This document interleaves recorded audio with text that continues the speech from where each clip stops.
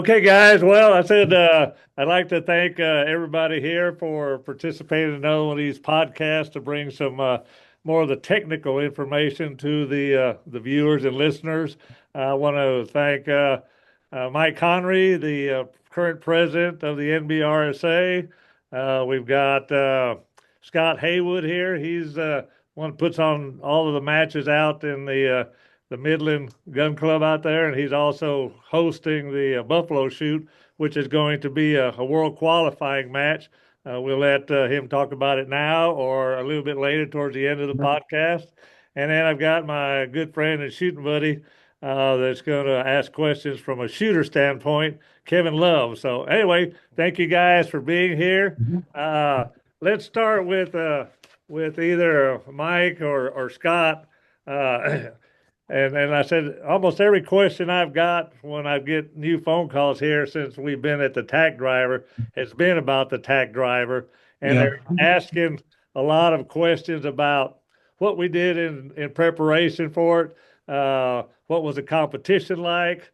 And I think from people west of the Mississippi, we look at conditions different. Our conditions here are usually a little bit worse as far as wind and differential temperature from a morning of a match towards middle day. I mean, here in West Texas, I've seen temperatures changes from as much as 50 degrees or more from the Yeah. morning to the afternoon. So we look at things a little bit different than the humid conditions over there, and I guess the winds are a little bit more benign there. They're Mhm. more trickier, but they're Yeah. not as bad as we see here. So anyway, Mike or Scott, take Yeah. it. Hi. I'll go. Uh, so yeah, I've been kind of following the Tack Drive over the last few years, and and keeping up with it, and you know, uh, was very interesting. Looked like people were talking about the best fun they've ever had at a shooting match, and all the competition and stuff, and Uh, but I never expected to kind of go out there. And then last year, you and Mike went out and shot it and stuff. And both of you were telling me this is a great match. But it was already sold out by the time that I heard about it. And then I was talking to Jim Klein one day and he said, "Hey, why don't you sign up?"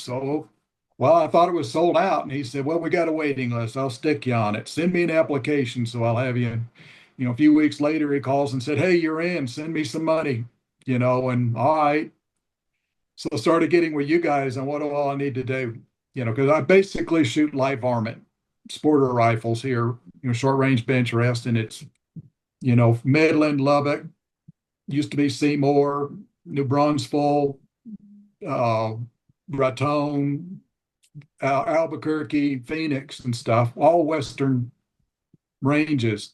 I've gone a few times to Georgia and shot at the Shamrock and at the River Bend range, and I always had trouble at those ranges.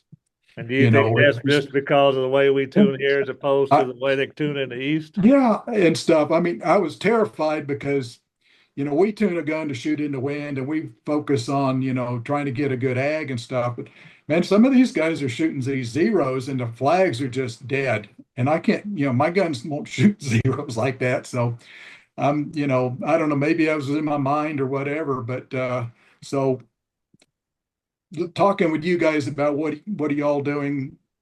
I played around. I went and took a light varmint barrel and just took about a quarter inch off at the chamber end and made it 24 inches and made it long, made it heavy, put a little bit more weight in the back of the stock, put a tuner on it.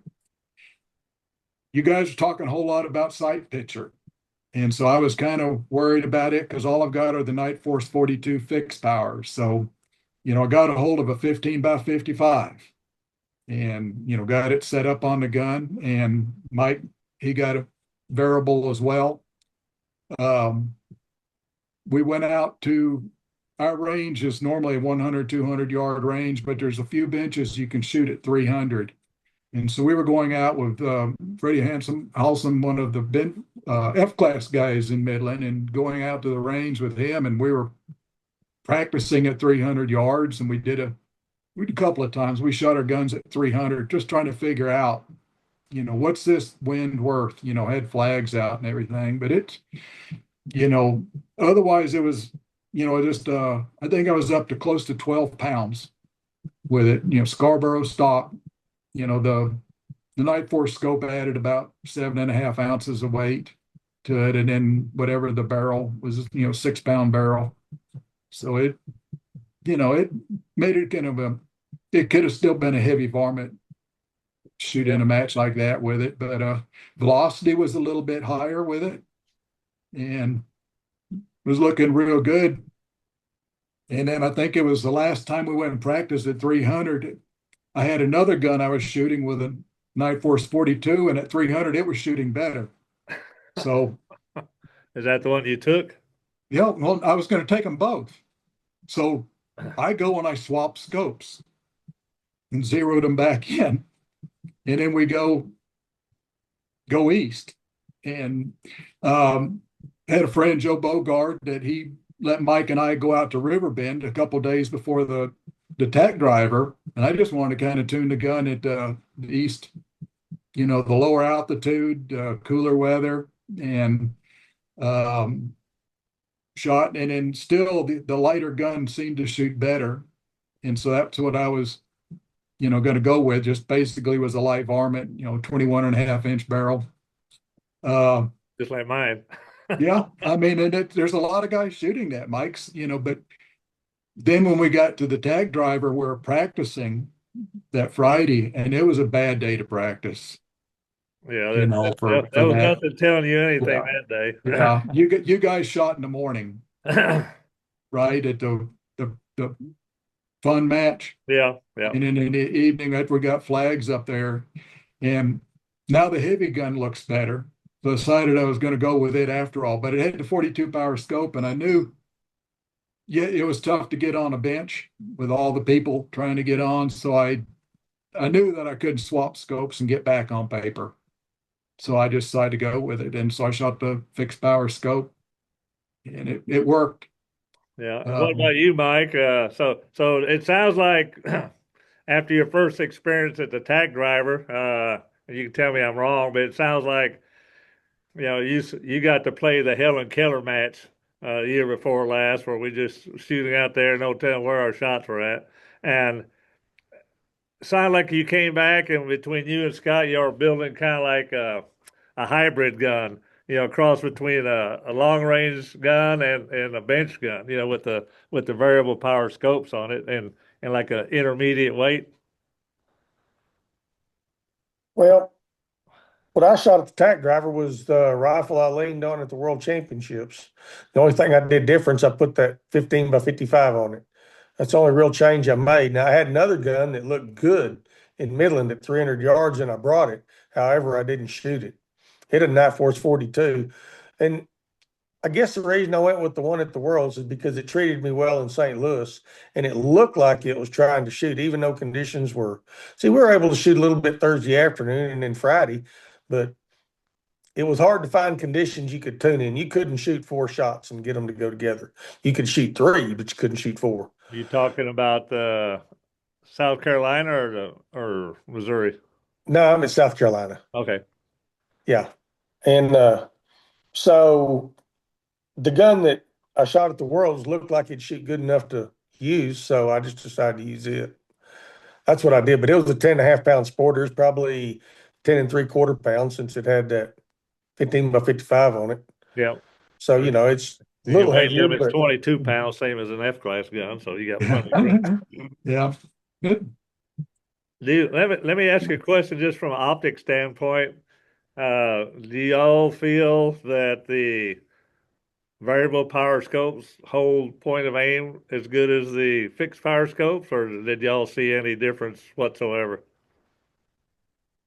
I mean, just from the ability to group, Yeah, I haven't had any problem with the variable power. I shot, after I put the gun together, I shot it at the Buffalo match last year. I shot it in the heavy varmint, just one yardage. I think I got second or third place with it, and it shot really, really good. And I really like where you could crank it up to 50, 55 power at 200 yards. Mm-hmm. We didn't have a lot of mirage or anything that match and stuff. And it boy, it's a beautiful sight picture, and then you go back to the 42 power and you think, dang, what happened, but then you, This thing uh, broke. yeah, I mean, I haven't, like I said, I don't make that big a change in the magnification. Haven't had to back off because of Mirage, so I haven't noticed any problem with any point of impact shift. Okay. What about you, Mike? Yeah. Uh, I don't think that the scope hurt me at all. Now I shot well in the score. I couldn't shoot a group to save my life, but I think other things were going on there. I don't think that was a function of the scope. I could see anything I wanted to see at 45 power. I could pick up bullet holes. I could see through the Mirage. I could see everything I wanted. So I never messed with the scope. Now, Thursday and Friday, I was able to figure out in a null condition where I needed to print. I got the gun zeroed to a null condition. So Saturday and Sunday, when we shot the match, the Tack Driver, uh, I would shoot on the sider till I figured out where I needed to hold to hit where I wanted to in the score, and then I'd just hold off.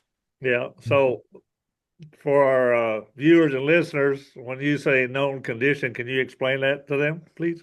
When I'm talking null, NULL, I'm looking for a condition that in virtually no condition the gun will print on my aim point. Okay. So almost like a dead or zero for us when we go out to the indoor range and get it to. Yeah, I was looking for in a nothing condition. I was looking for it to print my aim point. Okay. That was what I was looking for. Well, I And mean, I preach that to all the guys around here because I always say, if you have a dead air zero and you go to the range and you've got a 1 mile an hour wind and it blows, if from right to left, a half a bullet hole to the left and a little bit high, that's a true value for the wind that you're seeing, where you're not ahead or behind the conditions. So, then what I do, in the group, I didn't, the conditions weren't bad enough that you had to worry about missing a target.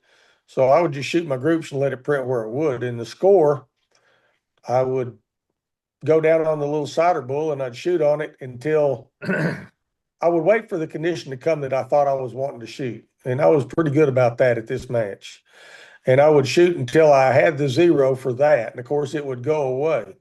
And as it's going away, I'd shoot a shot or two just to see where they went, try to get a feel for what the changes were worth. And of course, the condition there seemed to cycle through every 2 or 3 minutes. So the next time it cycled through, I said, that's it. And I'd shoot it on the cider once and confirm where I needed to hold, and then I'd go to work. And I'd shoot my group, and I'd hold what I thought it was worth. I think I stopped on 1 of the 5 targets. well, what about you, Scott? Yeah, well, first off, the Tack Driver is the very first time I've ever tried to shoot a score type target. Right. And so that's a whole different mentality trying to understand that. But, um, also at the Tack Driver, it's kind of like with practice. I mean, you get on the bench about an hour and a half, an hour and 45 minutes after you were previously on it, and trying to figure out what's changed since then and trying to anticipate that. And, bringing in a couple of different loads to kind of shoot on ciders or whatever. But yeah, you would definitely have to take a look at each match, what conditions were now there, and try to pick out which one is the one you think you can do any good with, and then go with it and hope for the best. But no, yeah, it was just shooting at a score target is because I never shoot trying to hit in the middle of it. I'm trying to print somewhere, where I can keep my aim point and where I can expect the bullet to go. So that was a little bit different for me trying to understand, the what all the the mindset you need to have on shooting the score. Yeah, Jim pointed that out to us quite frequently that we can shoot a group and we can't hit a 1-inch Yeah. circle at Oh, yeah. 300 meters. Oh yeah. Well, that's the funny part is that Mike's, same with him. He just shot last year at the Tack Driver for score, and we're group shooters, but I think we did better. He was what, number 3 in score, and I was 14 or whatever. Yeah. I mean, So you can know, you do a little bit? You and Mike practice quite a bit in preparation for the Tack Driver there in Midland. Can yeah. you contrast the load that you had in Midland as the load that you had in South Carolina, or were they pretty much staying the same? Pretty much the same. I'm shooting, between 29.7 and 29.9. I pushed the time, up to 30, just to test, and the bullet seating pretty much stayed the same. So it seemed to work, which has in the past has not worked for me on the East Coast. I've gone to matches in Georgia with a gun that's shooting, you know, into twos, and then I go to Georgia and it's shooting mid threes. All right. And so I swap guns, and then I come back here and I got to figure out what's wrong with this gun, and it's back to shooting the twos and smaller. And you're shooting And N133. yeah, 133. And it's Do just you know, funny do you that, know what year that is, so viewers can understand that there's differences between years and even different batches yeah, within the years? yeah. Oh yeah. So I've got some of the 2019 powder, and it's kind of like the gold standard, the good stuff. And when they came out with a 22 powder, they were testing it for the Worlds in France and stuff. And Mike and I did some testing with the two different versions of the 22. There's a faster and a slower, and uh, I actually brought the faster, the 029 lot, and Mike had the 077, that they were shooting in Right. France and stuff. But it had shot pretty good to me, and I think so that's probably, a couple of tenths, more velocity with the lot that I was using.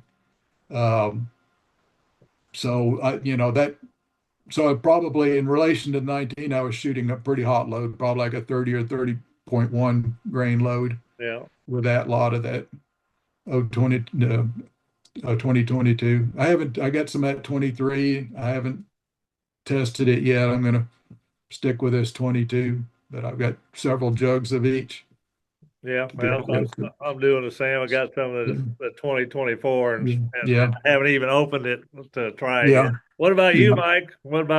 Was there any difference a lot between what you developed there in Midland and South Carolina? Not really, maybe a little less.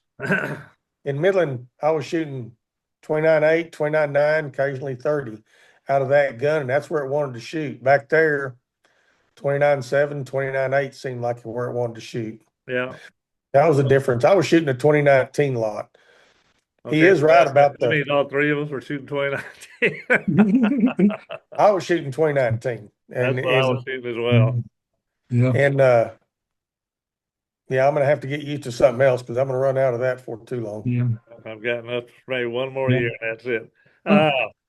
Uh, and so you like me, you've seen difference in the batch numbers on even though they're the same year.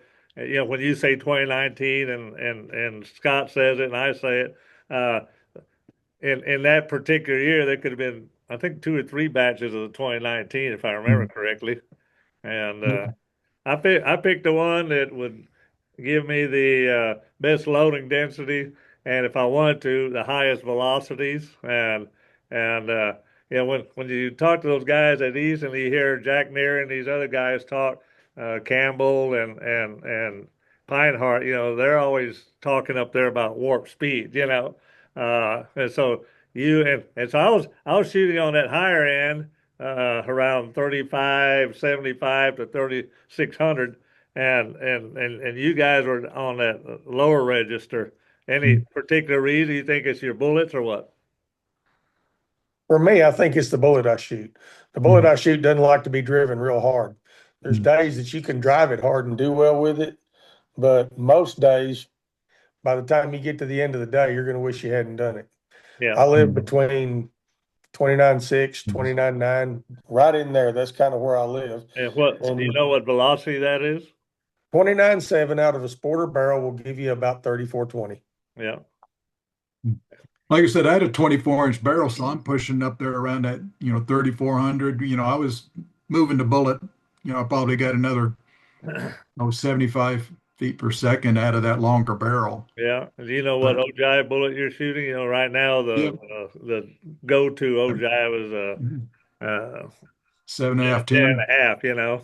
Yeah. Mine is a straight 8 ogive.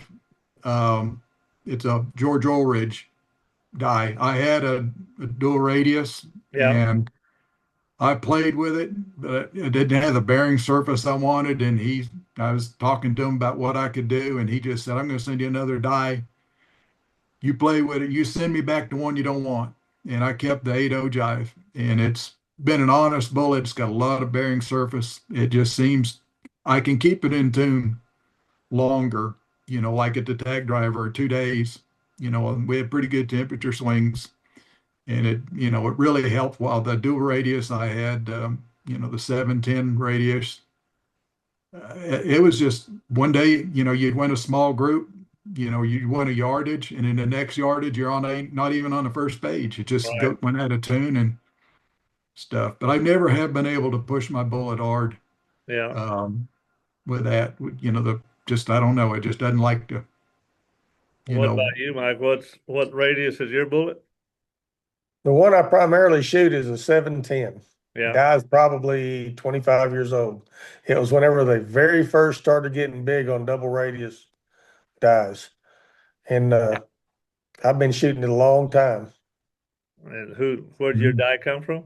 Oh, it came from David Detch. Okay, you bought directly from him. Yeah. Yeah. What diameter is your bullet? The body 2431. Back on the heel, it'll make a 4. Right now, it's making about a 5. Yeah, a 5, you say? Mhm. Yeah, but you come off it's a boat tail, but you come off the junction of the boat tail 30 thousandths and it's back to a 1. There's just a little bitty swell right there. It's Yeah, just the way it makes. and then it just keeps getting smaller from that point Well, forward. actually, that one's a pretty straight die. It doesn't Really? really taper. Some of them don't really have a body that is dead straight. But this one's pretty straight until it starts breaking off. Okay. What about yours, Scott? Mine come out about 243 2, 243 3, On the depending body? on the lube. Yeah, on the back end Okay. on it. So at the very end of the boat tail, and it may drop a thousandths. It's pretty straight at the boat tail. It's um, I think it's around a 72 thousandths boat tail. So it's kind of a long boat tail. So I don't Yeah. know if I just don't get that bulge at the back end of it really. But I'm shooting 68 grain bullets. So I think I'm about a 67 and a half is what it's coming out Well, with the that's what mine jackets are I'm about. using. Yeah. Did you guys, when you guys were testing your dies, when you were testing your bullets, did y'all vary your lead weight, your core weights at all? Yeah. Yeah. Did you did you notice a difference? I mean, because I've been shooting 2 years and it's, I struggle with getting the conditions the same, right? So, Yeah. but is it noticeable? Um, I had a hard time finding it. I have access to Gene Begg's tunnel in Odessa, and I took my dies out to his tunnel and set them up in the loading room, and I played around with some, different weights and stuff, and really didn't see. I couldn't really tell anything on paper at 100 yards that it was making any difference whether I was, around 67 to 68. I even tried, 69 and stuff, but you get to the extremes and it didn't do well. But in the middle, I had more change by changing the amount of bearing surface, how much I pointed it up. How about I could see your core pressure? core pressure. I kind of Vary that at all? Yeah, I played a lot. George told me at first I was using way too much core pressure and stuff, and I was getting that fuzzy line at the lead line on the jacket and stuff. So I backed off of it. Something Mike. I had some Larry Baggett, Charles Huckabee, and Mike Conry as mentors on bullets and stuff, and they helped a lot. And one of the things that Mike said was just get it to where it core seats and it comes off the punch, and then just a little bit more. And so that's kind of where I go. I get a little tiny ring at the lead with the punch ends, just nothing's extruding up. It's just you can kind of see a little bit of a ring, but I don't get that fuzzy line on the jacket. And I think, to me, in my mind, I'm not compromising the jacket material at that lead line. I'm not doing any damage to it. Have you noticed on your boat tail, like with that core pressure, you're using just a little more after you seat? Have you noticed your boat tail? What I notice on mine is that it's not real sharp.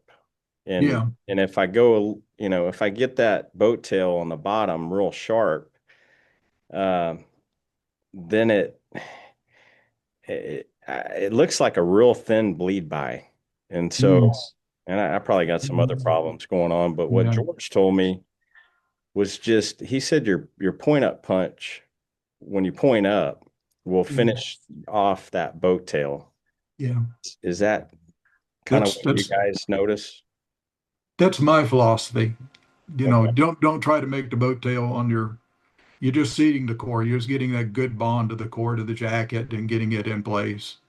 And then, I don't worry, like I said, that little ring, because when you're pointing it up, that lead's pushing up in that area. It's filling that in, going up past that lead line and stuff, that little ridge. But What yeah, about you, don't try Mike? Uh, when I core seat, I'd say I use moderate core seat pressure. I never see a fuzzy line. I never stretch the jacket to the point that you can actually see it on the jacket. I don't even get close. So But when like you're I said, talking about fuzzy line, you're talking about that kind of bright ring that starts to appear on the outside of the yeah, when I jacket. call it a fuzzy line, what's happening is you have seated the lead hard enough that now something's got to give, and it's the jacket, and the jacket starts flowing or starts thinning, and it'll put a fuzzy line around your jacket at the lead line. Yeah, well, Kevin jumped about 3 feet the other day when he popped the jacket. yeah, I thought he But had shot himself.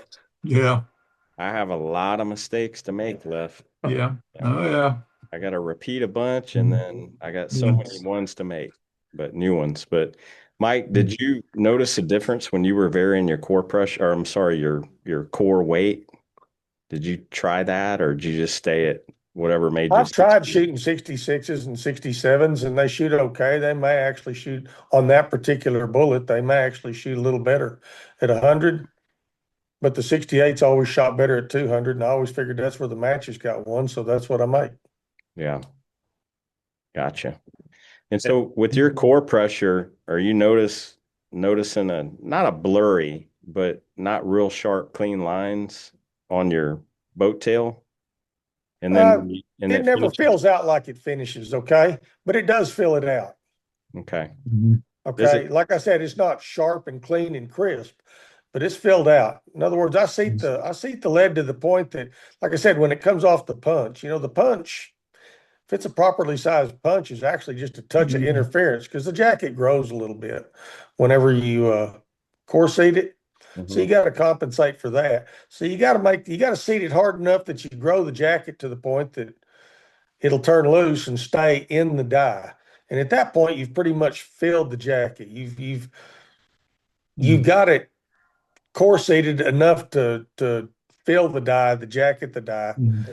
And then what I do is I usually make it stretch a thousandths more or something like that, on the length of the core seated bullet. So you have In other a words, 825 and you'll stretch it to 826 well, yeah, approximately. not exactly like that, but yeah, that's the idea. Yeah. The idea is I don't want to make the jacket fail, but I do want to make sure I'm getting optimal core pressure without overdoing it.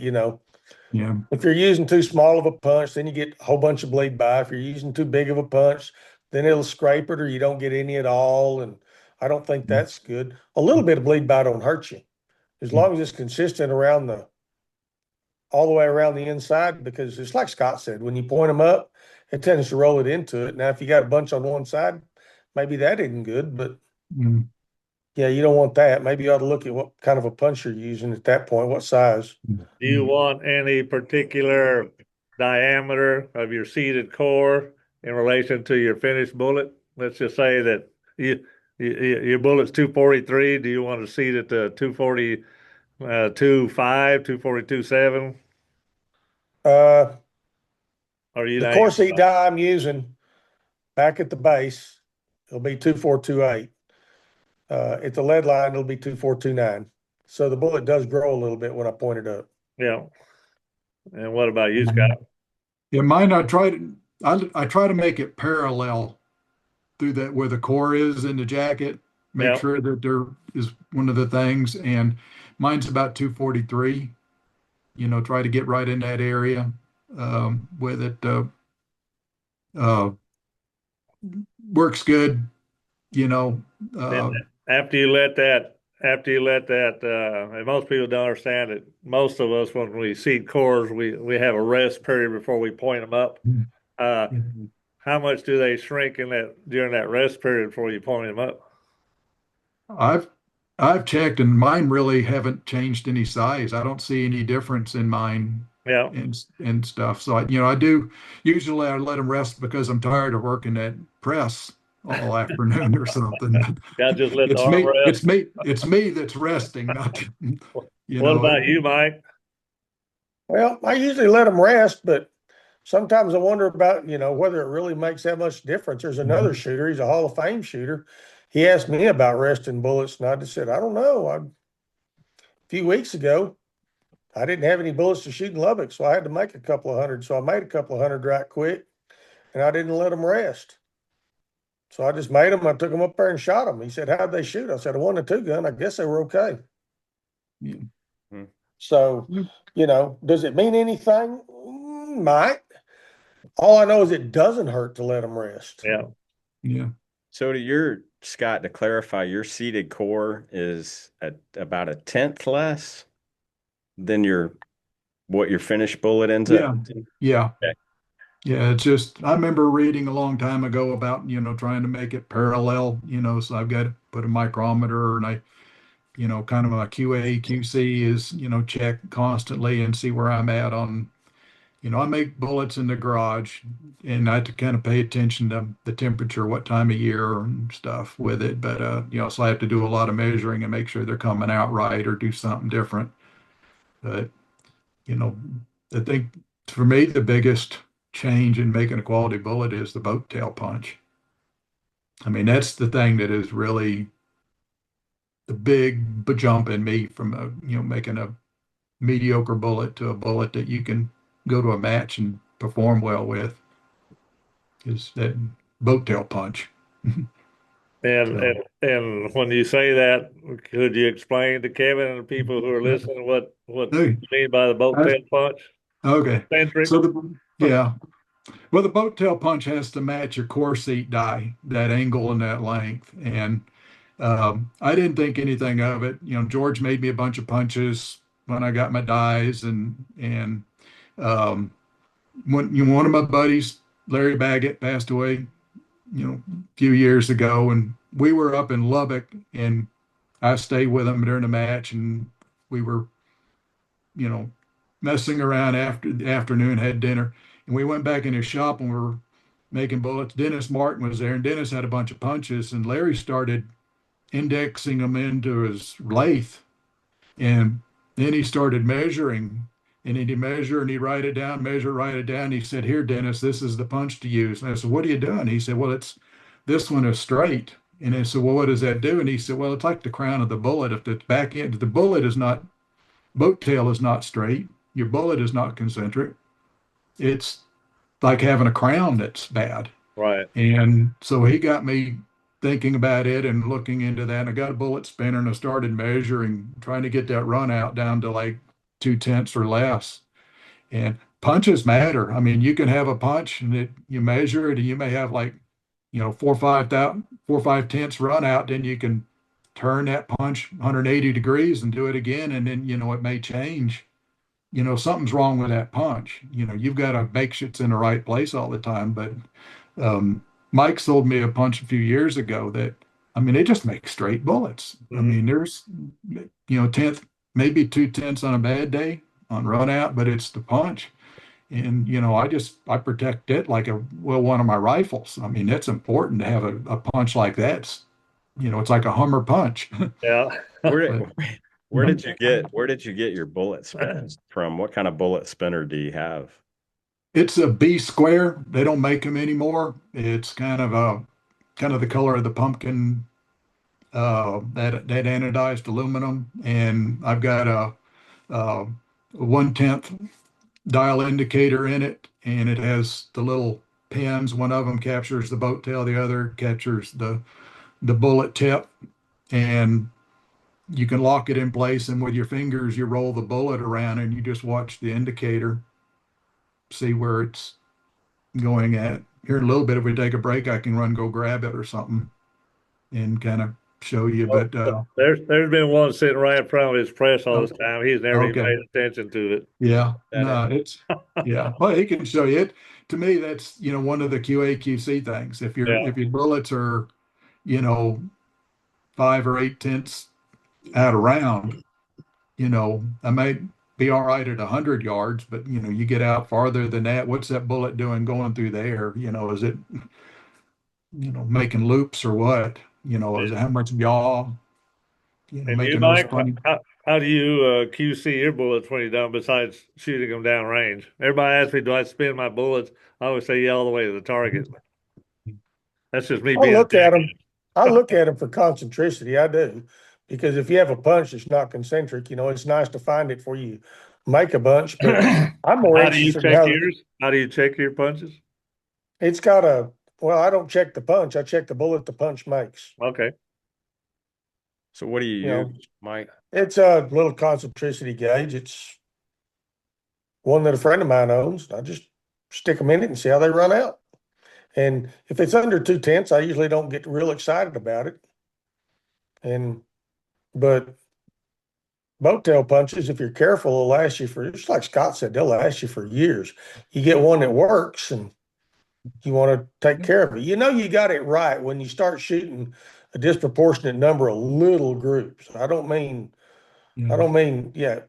average groups. I mean, you will shoot a disproportionate number of little groups. That's when you kind of know that you got a decent bullet. So you really have to, like, Speedy was telling me, load you up about 50 or 100 bullets, but man, I'm thinking 1,000. Like, it's going to be, it's going to take it. I'm sure it's going to take me a while, but I learned bullets matter. He got tired. I said this before. I got tired of seeing me beat my head against the wall. And so he gave me his bullets and said, seat him to this depth. We use the same chamber. And man, it just changed my world. I did so much better. And that's happened like 2 times until I sabotaged myself. Well, they don't overcome that. Cracked up, yeah. But so I'm on the hunt now, and I've got one. George, I sent it to him because I'm trying to, match his bullet now, which I understand these dies are like fingerprints, and so it's really hard to get that carbide the same. So a lot of stuff to learn, but it's right now I'm trying to shoot a 244 bullet, a really fat one. The one I got is a 2436 now after George lapped it up and well, he took it, had a little bit of a barrel in it, so he took that out and then he changed the ejector pin. And that grew at about 1/10 and a half. So I'm shooting about 2436. So I think they're on the fat side from like what you guys are shooting. Well, you heard Scott say earlier that he had one that he wasn't real happy with. He tried another die, and all of a sudden, Well, what happened to me was I was buying bullets when I first started, about 12 years ago, and I would buy different people and well-known bullet makers, custom bullet makers, but it seemed like I was ordering 2,000 or 3,000, maybe 1,000 at a time, and every time I get a new batch, they're really not the same. And I was up at a club match in Lubbock, and I'm coming back with my tail between the legs, and Charles Huckabee, we're talking and stuff, and I'm telling him about, I don't know, these bullets just didn't work or whatever. And he said, we're going to get you some dies. But, the next weekend we talking to George, and, a few months later I had dies, but now it's, I can't blame anyone but me on making them, but it took a while. It took a couple of years to get it down to figure out what I needed and start making consistent bullets. That was the hardest thing is, but also you can experiment with stuff. You got a good bullet and all that stuff. Maybe, let's make it on a 65 grain, or, let's increase the bearing surface, let's decrease the bearing surface 10 thousandths and stuff, and just kind of see how they go. Or like they'd go 43 grain core instead of a 43, 44, 44 and a half, and you can play with it and stuff like that. But, you eventually you'll find where the happy point with the bullet just shoots and you can count on it. One thing Speedy did with me the other night is I'm trying a couple of different dyes, and I haven't gotten to varying my core weight yet, but we were just fooling around. He said, all right, we've got some Marvel Mystery Oil, put a little lube on my core, seeded that, and just saw the changes that take place with my measurement on my core, and just see the measurement changes. Yeah. A little more lube, a little drier on the, in the point up dye. Yeah. And I was like, wow, I was pretty astonished. Yeah, I think we made 6 different bullets, didn't move the dyes or anything. Yeah. Just yeah. We had some dry cores, some wet cores. We took the lube off the seeded cores, and well, the wet cores, we've played with that, a little transmission oil and some, solvent, whatever, let them dry, get a little bit of that on it, and tends to like grow the bullet diameter maybe a tenth or two, make it a little bit bigger with a wet core. so but I haven't seen wet or dry. I shoot basically kind of dry, but I don't do a whole lot of cleaning, like we're used to, where they were talking about, trichloethylene or whatever, and rinsing them 3 or 4 times and then let them oxidize or whatever. I haven't found that works any. It was Gene Bucky that actually talked to me about, trying some wet cores, and then visiting with George, it doesn't do any good to like over clean the core. Yeah. So I don't, I'll rinse them in some hot soapy water or whatever and dry them off, and then load them up and go. And I'm shooting pure lead. We buy lead in the spools, the 100% lead, and squeeze, our own cores and stuff. So, I've shot a lot of the hood cores. They're good cores, but they're a little bit harder. Yeah, with the antimony in them and stuff. But I like to. It's no fun making cores, but I can make sure I get whatever I want. And mine are a little bit smaller diameter cores, so they kind of load easier. Yeah. And so the pure lead, it's also known as corrosive. That's the one who you'll see oxidize and get that nice white powdery look to them if you let them sit long enough. Yeah. What about you, Mike? You shooting wet, dry, pure lead, antimony, tin? Shooting pure lead. So there's a reason behind that. Is that just the West Texas philosophy, or? No, I started making bullets that way. And if you start making bullets with lead, with cores that got antimony in them, the bullets make up different. Yeah. And I just don't feel like I want to change. I mean, you kind of hit on something or Kevin did, whenever he was talking about, you hand him some bullets and said, seed them here and put this much powder in there, and his world changed. One thing that Kevin might not have occurred to Kevin is you've been shooting those bullets a long time, and you know the tendencies of those bullets. Yeah. It's my contention that there's a lot of good dyes out there. Okay.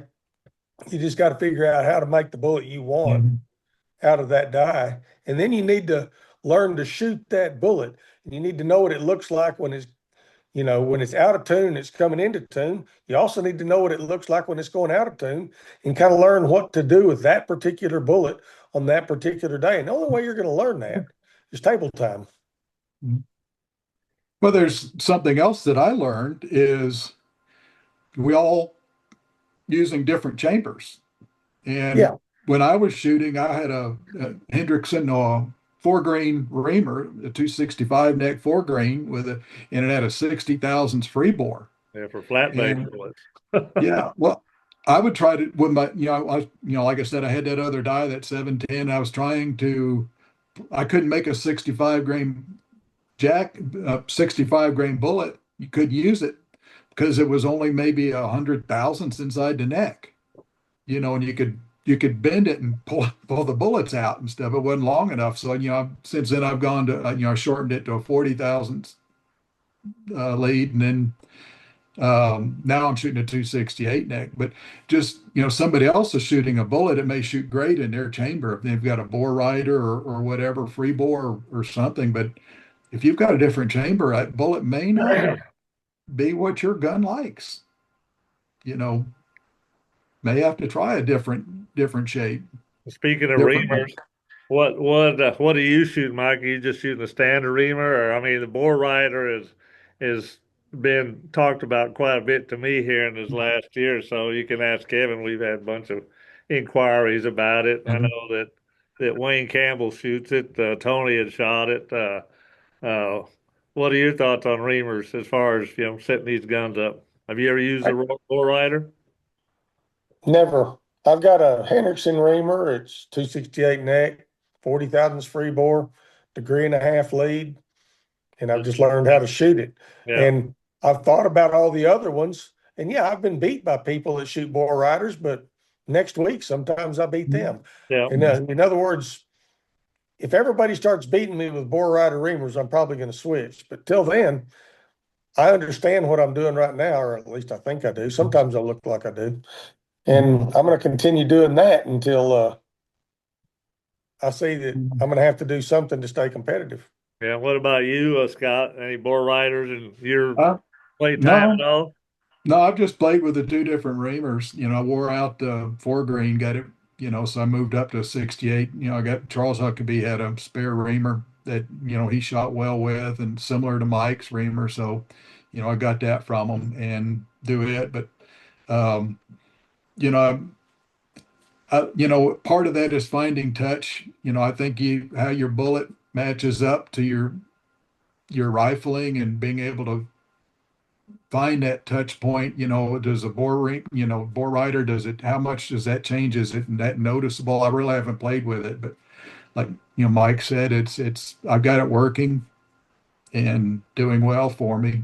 So I just, go and, if I, part of, being of interest is you try a lot of stuff, you experiment all the time. So maybe one of these days I'll, get a bore rider reamer to kind of play with some barrels and see how they do. Right. Just try So it. when you're establishing that touch, uh, what is your method, Mike? Do you take the barrel off and do the stick test, or do you have a different method? Well, I always find a touch before I ever put a barrel on. Okay. And, people talk about stick. I think if you're going to measure where you actually are in relation to the lands, the best place to find it is from touch or from stick. Both of them are consistent. They're just a touch different to me, but they're consistent. And what I do is I find touch. The way I'll find touch is I'll take and put a case in that's been sized for that particular chamber with a bullet seated in it, no powder, no primer. And I'll push it in. If it sticks, I'll move it in a thou, 2 thou at a time until it doesn't stick. And when it starts getting where it doesn't stick, when you get a couple of thousandths away from where the stick goes away, you're going to know it. So I usually go a couple thousandths at a time. Then when it doesn't stick, I have a little bitty pair of pliers and I'll grab the back of that case and I'll stick it in there and I'll wiggle it, with just a little bit of pressure. And Yeah. of course, you're going to see marks on every land. And I'll take and seed the thousandths back. And I usually take a piece of 4/0 steel wool and just polish it just to wipe the marks off that left and do the same thing. And I'll continue doing that. Usually the difference between what they call a stick point, or where that round tries to stick in the barrel, and actual touch is a couple of thousandths. Usually what happens is whenever I see two lands touching or one land touching, uh, I'm going to call that touch because I know if I push it another thousandths back, I'm not going to see anything. Yeah. What about you, Scott? Kind of similar when I do my own barrels, and I'll play with it before before I put it on the gun. And uh, if I'm at a range or whatever, want to play with it, I just strip the bolt down. And in the past I've done it. Since then, Steve Lee came up with that touch point tool, Right. some good deal, and I really like it. If the gun's in an action, it's the same thing. Like you did the video of picking it out of the chamber, out of the barrel, standing it up. It's pretty similar to it, but with the action on, you can do it just to confirm where you're at. Right. Yeah, keep talking. So, Do y'all do and this every barrel you put on? Because you're using yeah, the same reamer and yeah, I do. I mean, okay, I'm not a machinist.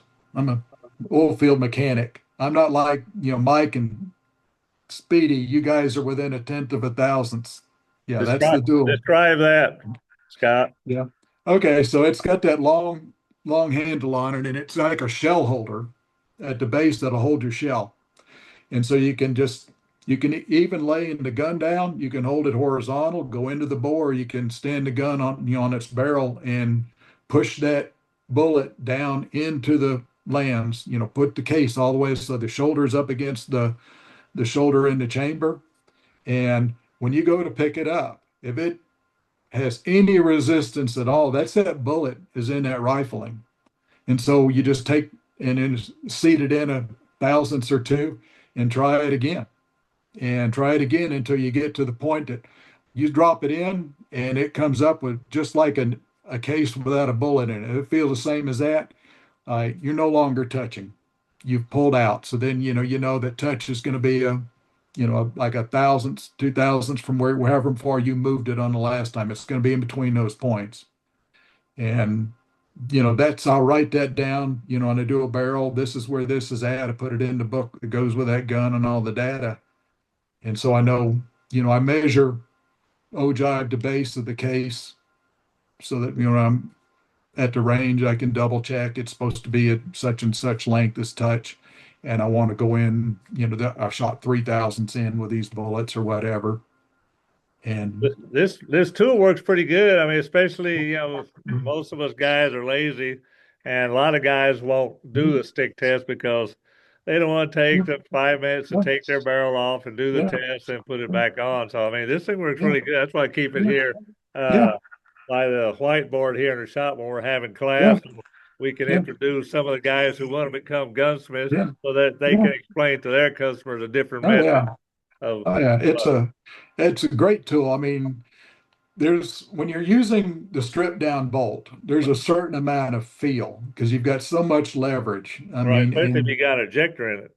yeah, and so you've got that, plus when you're coming out, you've got your bullet is now still in as you're coming out the ejection port, and the bullet's rubbing against the receiver inside the receiver, doing stuff with it. So, with this, you've got the best feel you can get. Like I said, with the barrel, unless the barrel is off and you can do it with your fingers, that tool there, And you where know, can people get these?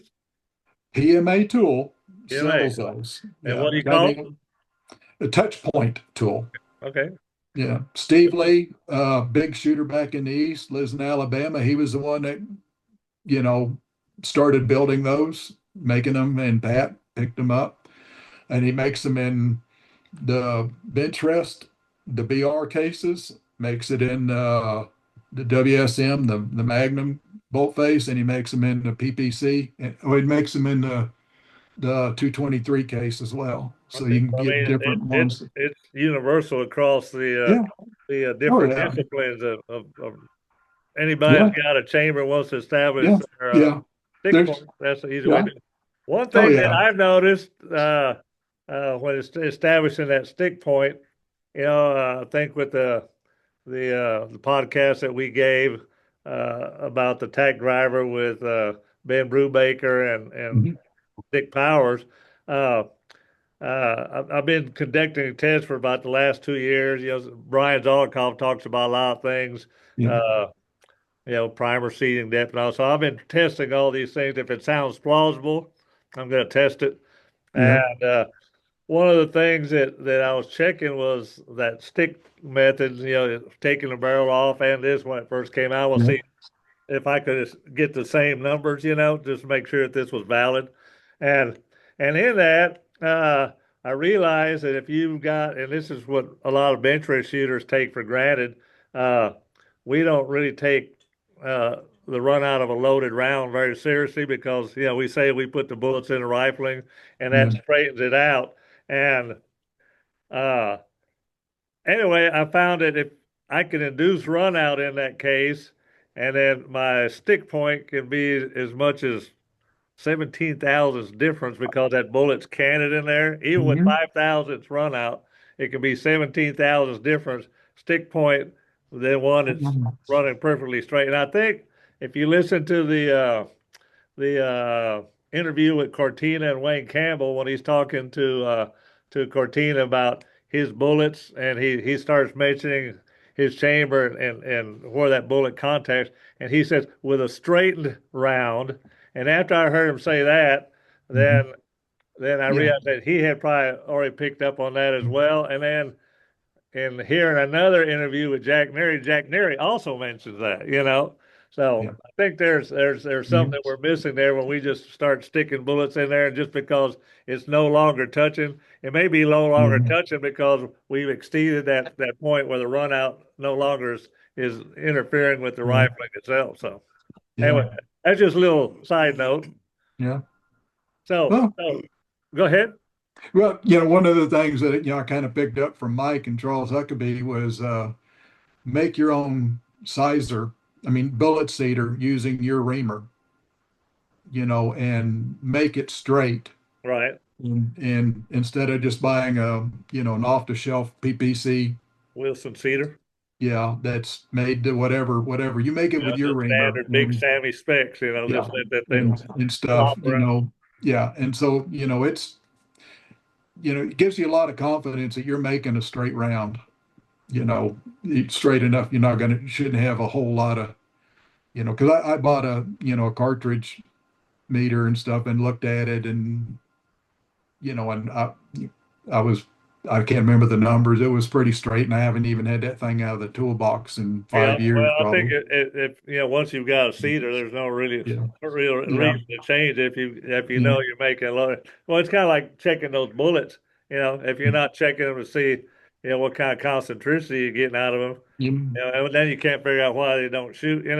Yeah. That may be the same thing with a round that's not running true, and Hmm. we're assuming that we're touching a rifling, and by the time Yeah. we get, I said Yeah. 17,000. A lot Well, of times that's the end of our yeah. travel. Yeah.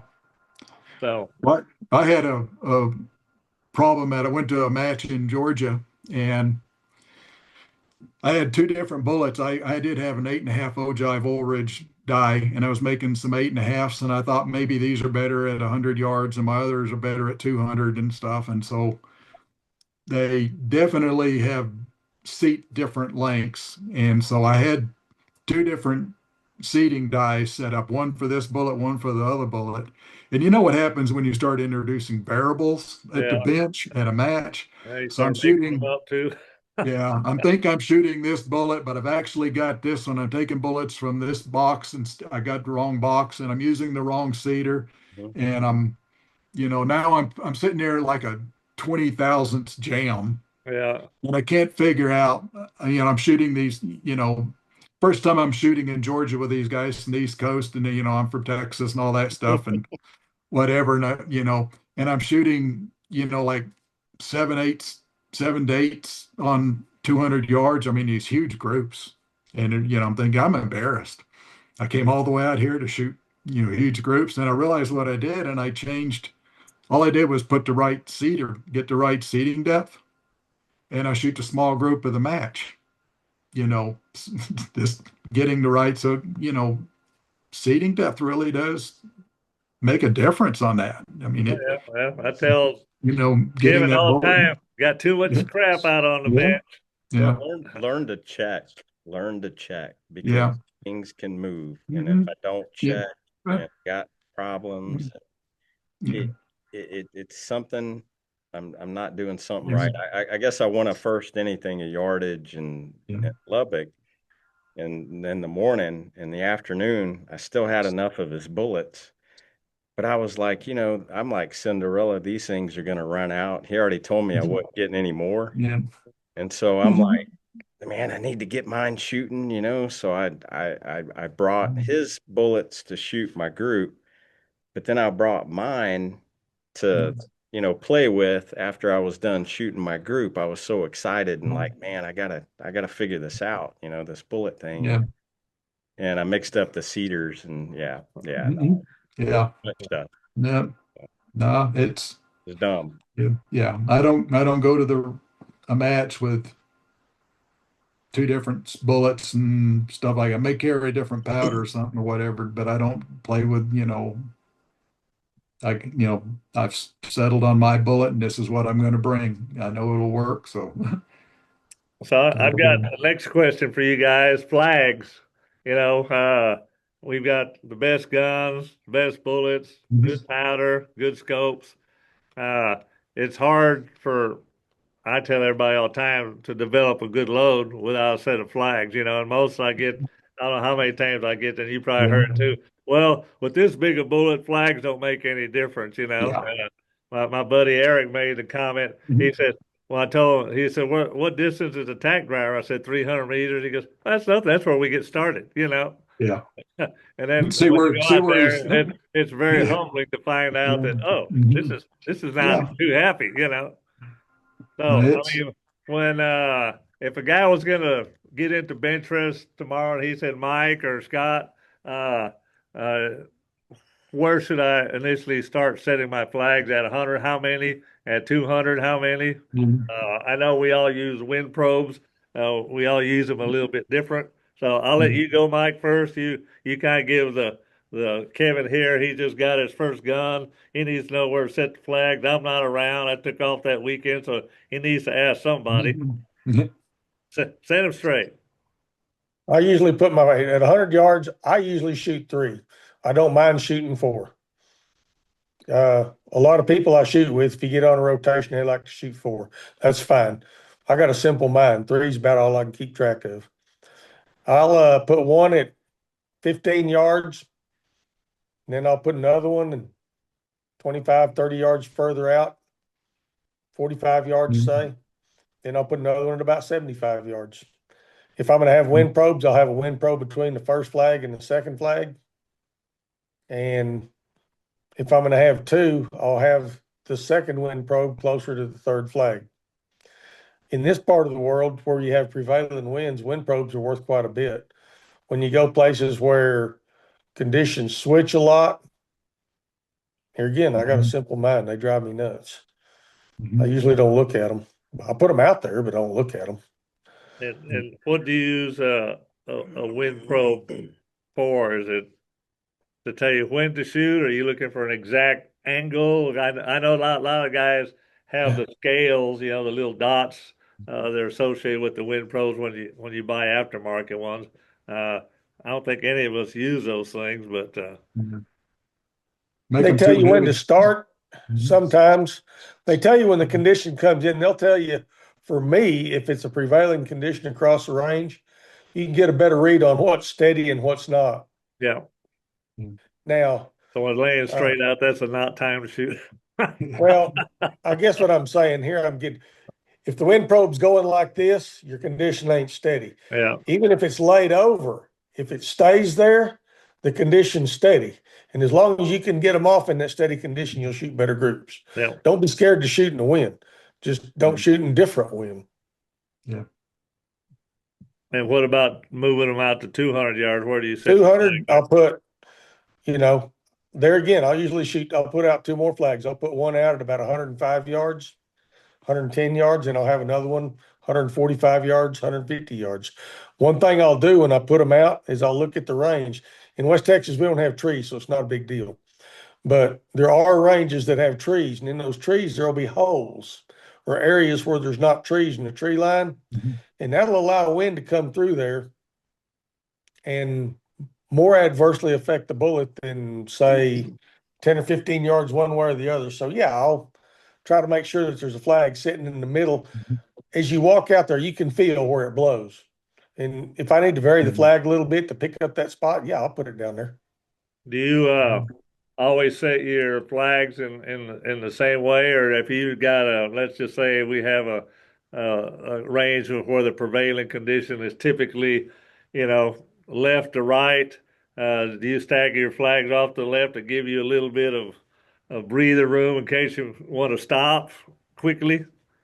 No, usually, your flags are supposed to be on your target. Okay. So you're not going to gain anything to speak of there in the conditions we shoot. There's more condition than that. You got to look at your neighbors for that.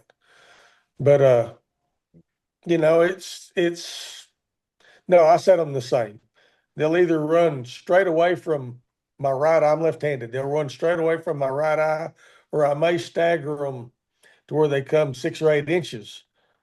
Pick a point 6 or 8 inches from where my right eye is when I'm on my gun, and they'll run back up. Sometimes I like it that way. Depends on the range. Some ranges are real flat and don't have much relief, and it's hard to get separation between the flags. And then there's other ranges like New Braunfels that, like you're shooting through a valley at 200 yards. I mean, you can put a foot between each flag if that's what you want to do. How I set my flags has something to do with how the range allows me to set them. But I do like to see each flag individually. Okay. Now let's just say that you said you set them off to that one side, and let's just say that the conditions, and so that would be you'd be setting that off to your right side, correct? Yep. So if you're watching the conditions and you have a left to right condition, those flags that you set right there would be kind of like after the fact. You're seeing what's already happened in front of your target. Are you watching the flags to your left for that condition now, or? I shoot a general condition. I'm looking at the whole range. Okay. Yeah, my flags are in front of me, and if it's blowing straight into me, I'm looking at mine only. But generally speaking, I'm looking at least one row of flags. If it's coming from the left, I'm looking to the left. Now I can't see the first flag, so I'm kind of depending on mine. But the Yeah. rest of them, yeah, I'm looking at the flags. I'm looking at the flags to my left as Okay. much as I'm looking at mine easily. Same thing if it's coming from the right. I'm looking at the flags from the right. So, well, I'll have flags to my right. If I have to put them out, I'll have them, because once you see it on your flag, it's already there. Once you see it start, it's already there. So Yep. the change is there. The flag is always going to give you a little bit of history. So it certainly doesn't hurt to look into the conditions some. What about you, Scott? You've been really shooting well these last couple of years. Yeah. What have you changed that brought you up, especially like for Kevin? He's looking for that inspiration. Yeah. Yeah, it's I do the flags like Mike and I are just mirror up, whatever. I'm right-handed. I'm looking at the flags through my left eye, so I usually try to line them up from right in front of my left eye, just a few inches, on the left side of the rifle barrel. So I'm, and go straight out. About the same yardage. I change, Midland we shoot to the south, and so we've got generally a southern wind, and I'll put my flags out a little bit deeper than I would at, say, Lubbock, where they're facing the north, and you're going to have that same south wind, so you're going to have the wind behind you. And so I bring them generally in a little more because, past 150 yards, you've already seen it, Right. So usually don't go as far out at Lubbock as I do. So different ranges, like Mike was saying, you need to take a look at the range and see, you know, don't say all the time, I always set them at 15, 40, 70, whatever. Look at where does this range need to have them? Yeah. Well, I was going You to ask know, I Mike mean, that same question was, yeah. if you've got a range like Midland where in the afternoon you get that almost that headwind coming at you, do you set your flags out a little bit further, start picking up on that wind further out coming at you? And then Lubbock's a good example where you got that wind coming off your back. So I basically set mine up kind of like what you're talking about, whatever the range predominantly says on my notes. Mhm. What about you, Mike? You make any adjustments for that, or you just It depends on the range. It's just like at Midland, there's a big hole. There's a berm that runs down there about 150 yards down the right side. all right? Then there's the big hole there. There's a location. So the berm quits. So you have a 50-yard opening there. And if you got winds that are from the southwest or coming in from 1 to 2 o'clock, they kind of funnel through there. You need to have a flag down there at 160, 170 yards that's going to pick that up, because that will mean something at that range.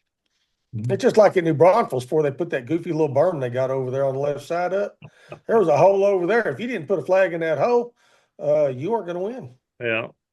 It's still kind of goofy over there. I don't know what. Well, that whole range is spills over that thing. Well, yeah, I know, but it did seem to smooth it out a little. Yeah. Yeah. It, like at Lubbock, they changed the roof. They extended the firing line roof, Right. behind the shooter. I don't know, 10, 15 feet or whatever. And to me, it changed that wind's coming over the back of that roof. And to me, it's created, I don't know, like a wing effect. You can't, like a Venturi or something, because I used to set my flags up closer. And when I set my flag up, that about 12 yards away, you're looking, your front flag starts doing this stuff, Yeah. just spinning around lost. But if you go out 3 or 4 more yards, now you're getting a better, read on it. So, I mean, it's just, things change. You just got to kind of, Yeah. file it away in your mind, what you need to do on this place or that.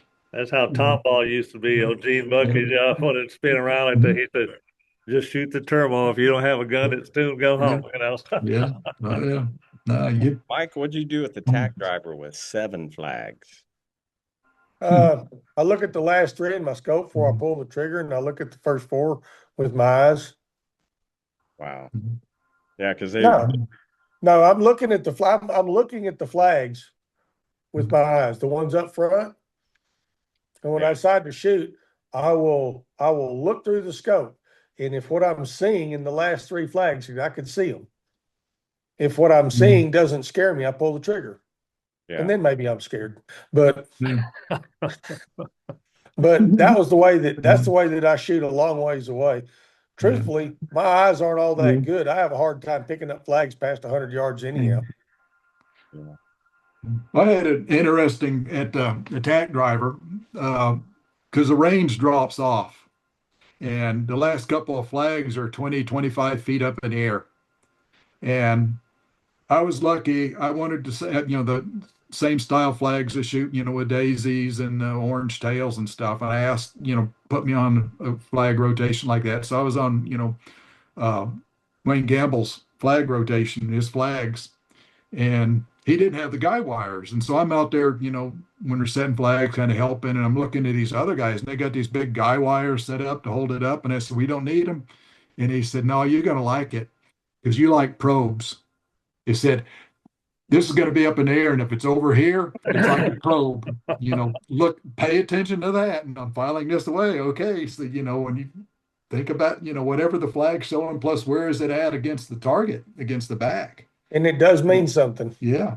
Well, I was on bench 9, right adjacent to those right there. And you could see those things just kind of like dancing around like that, Yeah. Yeah. I'm telling everyone about the wind flags being as probes because we're not shooting back there next year. So it's a secret is out. Anyway, no, it was just something, very interesting when he, made that, and just to file it away is pay attention to where the flag is in relation to the targets as far as shooting. And, and even when we went down, we rotated 10 benches. Now I'm shooting at bench 20, we're up against the trees. But still, we're shooting across Bart's flags now, but he was basically the same thing. So it still held up when you get out to that last little bit, what you could see, what the wind is doing. But it worked. I thought I was the only one that figured that out last year because they already had it figured out. Yeah. No, it means out there. Yeah. It means something. Mm-hmm. But no, it's it's a lot of flags to try to take a mental snapshot when, I'm going to pull the trigger when it looks like this, I'm going to start my group, or I'm going to whatever, and then, like I said, score was just, I think I should hold here, shoot a sight, or that's about right, shoot it. And then you're shooting off your next shot and trying to figure out, what, what changed, from when your sight or whatever, where you held. But yeah, with that many flags, it's a lot of information to try to, see. I'm not as good as like Mike is about picking out these flags. These are the ones that are making the big difference and stuff. But that is a secret, I think, to shooting in the wind, is being able to figure out which are important and which ones you can kind of, not worry about, because it's, a lot of information Your coming in. dominant flags. Yeah.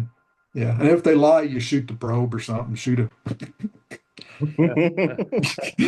lot of the questions that I get, especially from guys who are just starting to shoot, be it F class, yeah. or some of the bench race shooters, some of the long range bench race shooters, is our bag setup. I know I've shot next to Mike enough, and we've played with each other's guns and talk about how we address the guns in the bags and all that.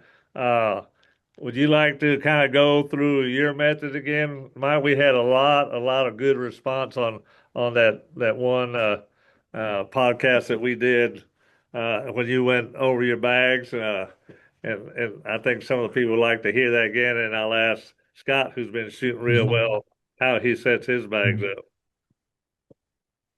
I use a Cordura bag in the front, and I don't fill it tight. In other words, the bag's got to be you don't want the bag to be hard. If the bag's hard, you're going to get up and down shots. You'll lose shots. The gun will bounce. So you want a bag that has a little bit of cushion in it. I actually pinch the corners of the bag where the gun goes in every time I put the gun in it, just to keep the sand in it just a little loose. I don't. So you pinch the corners at the bottom of the bag where the ears come up?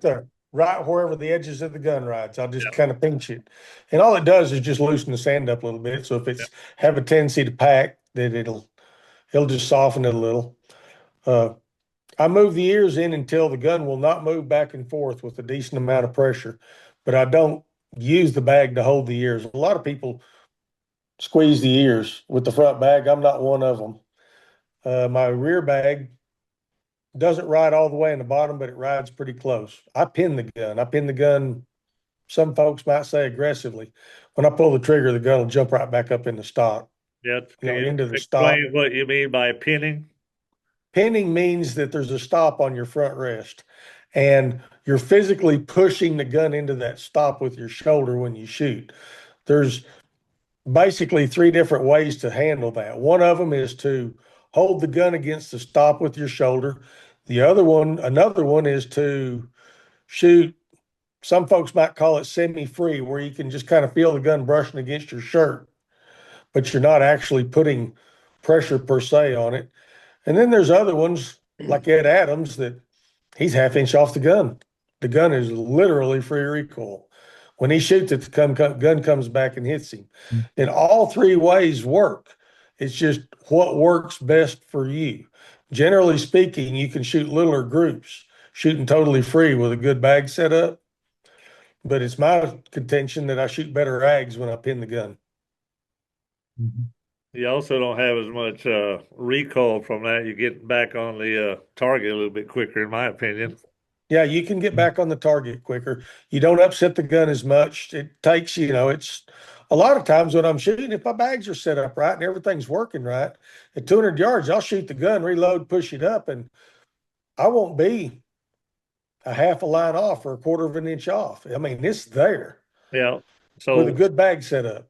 So if people wanted to follow the Conry method of shooting, where you pin the gun, what are some of the results of not addressing that gun in the same manner every time, that they can say, oh, okay, well, I'm trying to pin it, but I see this happening all the time, A lot of things happen. One, probably the worst thing that happens is you get a lot of vertical because you're not into the gun the same, so the gun reacts differently in the bags. In other words, you are a variable, so you got to take that out of it. Another thing that happens when you pin it's kind of funny when you pin the gun. If you look up and down the line, a lot of people come off the gun, or they're actually reacting to the shot before the bullets actually left the barrel. Some of them are reacting to the shot before they pulled the trigger. And I'll assure you, if you're pinning the gun, if you're coming off the gun, or if you're reacting before the bullet leaves the barrel, oh my goodness, you'll know all about it. So it kind of forces you, in that respect, it forces you to have good table manners. Yeah, I've seen some of the guys who try to pin the guns in there, and I can actually kind of see them when I'm waiting for the conditions to come back and they're pinning it. I can like see them kind of like swaying a little bit, and you know what happens when you lean into the gun when you're pinning it. It moves quite a bit, you know. Yeah, it does. Yeah, it does that. You know, and if you're going to pin the gun, you need to have really good table technique. You need to have something that's exactly the same every time. I've been pinning it for 25 years. And I've tried to shoot semis, and I've tried to shoot it semi-free, and I've tried to shoot it free. And every time I do, ultimately I'll make a mistake and it'll take me out of the match, and I'll say, I'm done with that, and I'll go back to what I'm doing. Yeah. What about you, Scott? Like I said, you've been really shooting well these last couple of years with a lot of wins. You're doing something that's right. Mike and I are pretty lucky because Charles Huckabee kind of looks over us, and 20 some odd Hall of Fame points and all that, great shooter, world champion and all that. He's also like the equivalent in bench rest is like a swing coach is on a golfer or baseball player, whatever. He can watch you and pick out these little things that you don't realize you're doing. And that's really helped me a lot because he will, we'll go out and shooting and he's watching me shoot either beside me, or he may be in his truck behind me over there, away from me watching, and he's telling me what he's seeing. But one of the, I do very lightly pin the gun where I can just kind of barely feel the stock against, I'm up, but just I'm not really getting any pressure because I find out I'm not that consistent. Yeah. And in that, getting a vertical or whatever, I do use a Cordura front bag. I used to use a felt covered and I really liked it a lot, but I've gone to a Lindsay rest. And so I'm using, a Lindsay bag, Cordura bag, but I do a fair amount of fore-end pressure. It still slides. I've got the stock tape and all. And I do have a Lindsay rear bag now. It's a big, heavy bag. So it's, you don't have to worry about using heavy sand. You just use regular sand and it's heavy. It's like 18 pounds or whatever. I keep the sand in the ear soft. Working the oil field, I got access to different grades of sand. We pump it, down wells by the millions of tons a year. And so I get the frac sand, which is all sieved. It's all the same size. Yeah. So it doesn't Can the average person buy that, or they have to buy a whole truckload? Yeah. They sell it by the truckload, 40 tons at a time. I can go get out to these locations and get it, but you give me a gallon bag. Yeah. When you come in April, I can hook you up with sand and all that, but it's the same size. It's like marbles. It doesn't pack. It's like what packs is when you got different size grains of sand or their angular shapes or whatever, and they go in together. Soft sand, the sand people have taken frac sand and tried to fill up holes, and it never does pack. Yeah. So, but that's the reason why we pump it into well, because it doesn't pack off, and the oil and gas can flow through that sand. So I use that, thought process when I use the sand, but I keep my ears soft. So, go front bag. I've got one of those bag trainers that you designed. It kind of goes into the corners and leaves a little dip in the middle. So it kind of takes them off the bottom of the stock. And that's helped a lot with that bag trainer and getting ready for the gun. Keep talking. I'll get one. Yeah. Okay. I've shot Farleys for years, and recently I've got a Lindsay rest that I was shooting at I was going to bring to the Tack Driver. Really like it. I like the way you can tune it with the weight on the front. You're able to kind of tune it to fit your gun and the weight of the gun, and it doesn't seem like you're fighting. When you want to move, a half of a bullet hole, it's easy to move and it stays there. It doesn't want to try to spring back like the Farleys I had. Um, it seems to shoot really well, consistent on matches. And kind of a funny thing was I brought all this stuff all the way to South Carolina, and I get on the bench and I'm sharing it with, 6 other guys, and 5 of them are going to shoot the same rest, a Lindsay rest. I think it's Hugh Williamson's rest, whatever, Lindsay rest and bag. And I figured, hell, if all these guys can shoot off it and it works, I'm going to go ahead and shoot off of it. So we never had to move anything on the bench until, the last guy, he wanted to use his Farley because he has a whole different style of shooting. We'd have to do that. But I mean, the rest was all set up. I'm sure Wayne Campbell got it all tuned and working perfect. So it really helped a lot at the Tack Driver, but it's very similar to what I normally shoot. Here's with. that Yeah. bag trying to see if I get this. Yeah. Get that at PMA Tool. Yeah. But it's got, like you have the little corners that kind of fit down into the corner of the bag. And Yeah, kinda those are those shape. same cars that Mike fluffs up when he. Yeah. And the little dip will train that bag. And to me, if it's straight across and your torque of your rifle is trying to twist, right, from the bullet, and if you take that bottom out, it doesn't give it that pivot point. Yeah. It keeps it in the corners is, what I feel. And, so that's That's really kind of why like I it. wanted it, but for that same Yeah. reason. That's why I wanted you to Yeah. make it that way, So Yeah. I Oh, had yeah. already experienced that. Yeah. That's a bag trainer, Yeah. and And PMA sells those as well, don't they? yeah, they sell those. Talk to them, look on their website or call Pat and talk to them about it. But I think it really helps the consistency of the bags and stuff, especially in a Cordura. Cordura bag. Is shaping it. It didn't do much when I was using the felt bags; they were too soft. Yeah. But I'm using the seat belt bags at yeah, Sevmax, so it yeah, works real good on those as well. yeah, I guess that's Cordura. I don't know what that stuff yeah, is. yeah. But it's good. But no, it's important thing when you're setting up your rest and stuff is to get behind the gun and make sure your rear bag is straight. Get up, get on top of the front rest and look down and pull your rifle back and make sure that your rifle is square with the bag box, and so you're not shooting it angled in the bag or anything and inducing any uh, to one thing, the having a good the bottom of the bag is we've all, especially at 100 yards, what I found if you don't have your bag set right, you'll have your very first shot. You've gone to the sighter, you've got it ever going in, and your first shot's like a half-inch high. Yeah. And then, first several times it happened to me. Oh, it must be a change in conditions.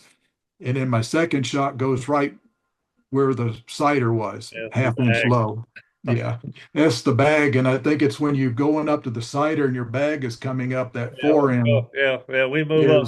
We move so much from the sighter to the record. You get that where you're riding. You got riding the full width of the bag when it's on the sighter, and then you're around the edge when you move up. It's just and so that makes it important when you do go up. I usually go past the top of the target and I'll bounce the gun and up against the post a few times and kind of get it all settled down. But if that first shot is not where it's supposed to be, I'm going to go back to the sighter. I'm going to confirm, and then I'm going to go ahead and I'm going to put the bullet where that first one hit. I'll go up however much I need to. Something that's helped me a whole lot, and this is something that Charles told me, when you're behind the gun, that putting any influence against the stock. I mean, especially you got 4 of them in a little bitty hole. You're going for that 5th shot, and and you don't realize it's, kind of the buck fever. Your adrenaline is flooding into you, man. I'm fixing to shoot a zero and everyone's gonna, whatever. And then you shoot that's two bullet holes off to the side. Is to me, you're just getting it, doing something happened on the gun on your bench. And one thing that Charles talked to me about and really helped a lot is when I'm down on the gun getting ready to shoot, is I'll put some pressure on my right elbow down against the bench. I've got a little pad I've got down there to put it on, but I hold that down and that locks that shoulder. I'm not gonna, I'm kind of locked in there, wherever I got my tension at, and it's more repeatable, and it keeps me from doing something that's going to influence that recoil. Yeah, anticipates And that shot.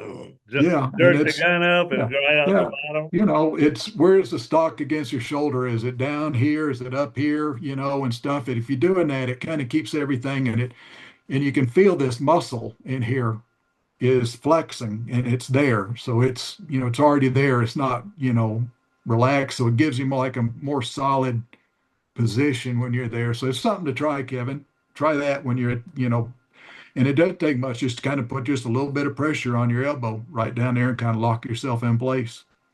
So, I mean, that helped me a whole lot on my early bench problems. Yeah, there's some good tips. Like, what do Yeah. you do, Mike, if you go up to the record and say your first shot goes up high to the left? Do you go down to the side or look, or do you know that is just a bad shot on your part, or because your bags, and do you just go immediately and chase it, or do you go check it on the sider? I check it on the cider 100 times out of 100. And the reason that I do is because typically I don't get that. It doesn't happen very often. I'll go 2 or 3 matches before I get a high shot, Yeah. first shot. So when I get one, usually I stop breathing and then I go down to the cider and try to figure out why it went there. And usually, sometimes it's like Scott said, it's just something in the bags. But So you wind up usually, almost holding where you would have above that shot, or the no, on that. invariably, I'll usually have to hold to hit the second shot. Yeah. The shot just didn't go where it was supposed to go. And usually it's something that you do wrong. I mean, I pin the gun, so I need to be pretty square to the gun. If I'm not pretty square to the gun, in other words, if I'm not in position, you get things like that. It doesn't happen very often, but when it happens, I go back and I check it. What do you say to the shooter who that shot went up there and he says, "Well, I just missed that condition." I'll go, "That's the condition. And that's where the bullets are going." Then he shoots a second shot and it goes where it was originally supposed to. Then I'd say he made a bad guess. Yeah. What I'm trying to do is take the guesses out. I got 7 minutes to shoot that group, okay? And unless there's only 20 seconds left, there's no reason not to take the time to find out why it went there. So when in doubt, check it out. Yeah. Pretty much. I mean, you might have a half inch in a reverse, from the two different bullet positions. You might be able to, but if you got a half inch vertical, pure vertical or whatever like that, that's a long way. If the wind hasn't changed, there's nothing that, that much wind to send a bullet up there. And it takes you a few times to kind of, ingrain that in your mind, that don't take for granted that that's where you're going to print. Yeah. Well, I think vertical is one of the biggest killers of ags. They're really not that out there. You got a gun that's tuned real well. A little diagonal, not that big giant vertical leap up or down. Yeah. Usually when it goes down, it's usually something in your gun handling, or you're anticipating that shot, jerking on the trigger, not being able to find your trigger at all. Yeah. Yeah.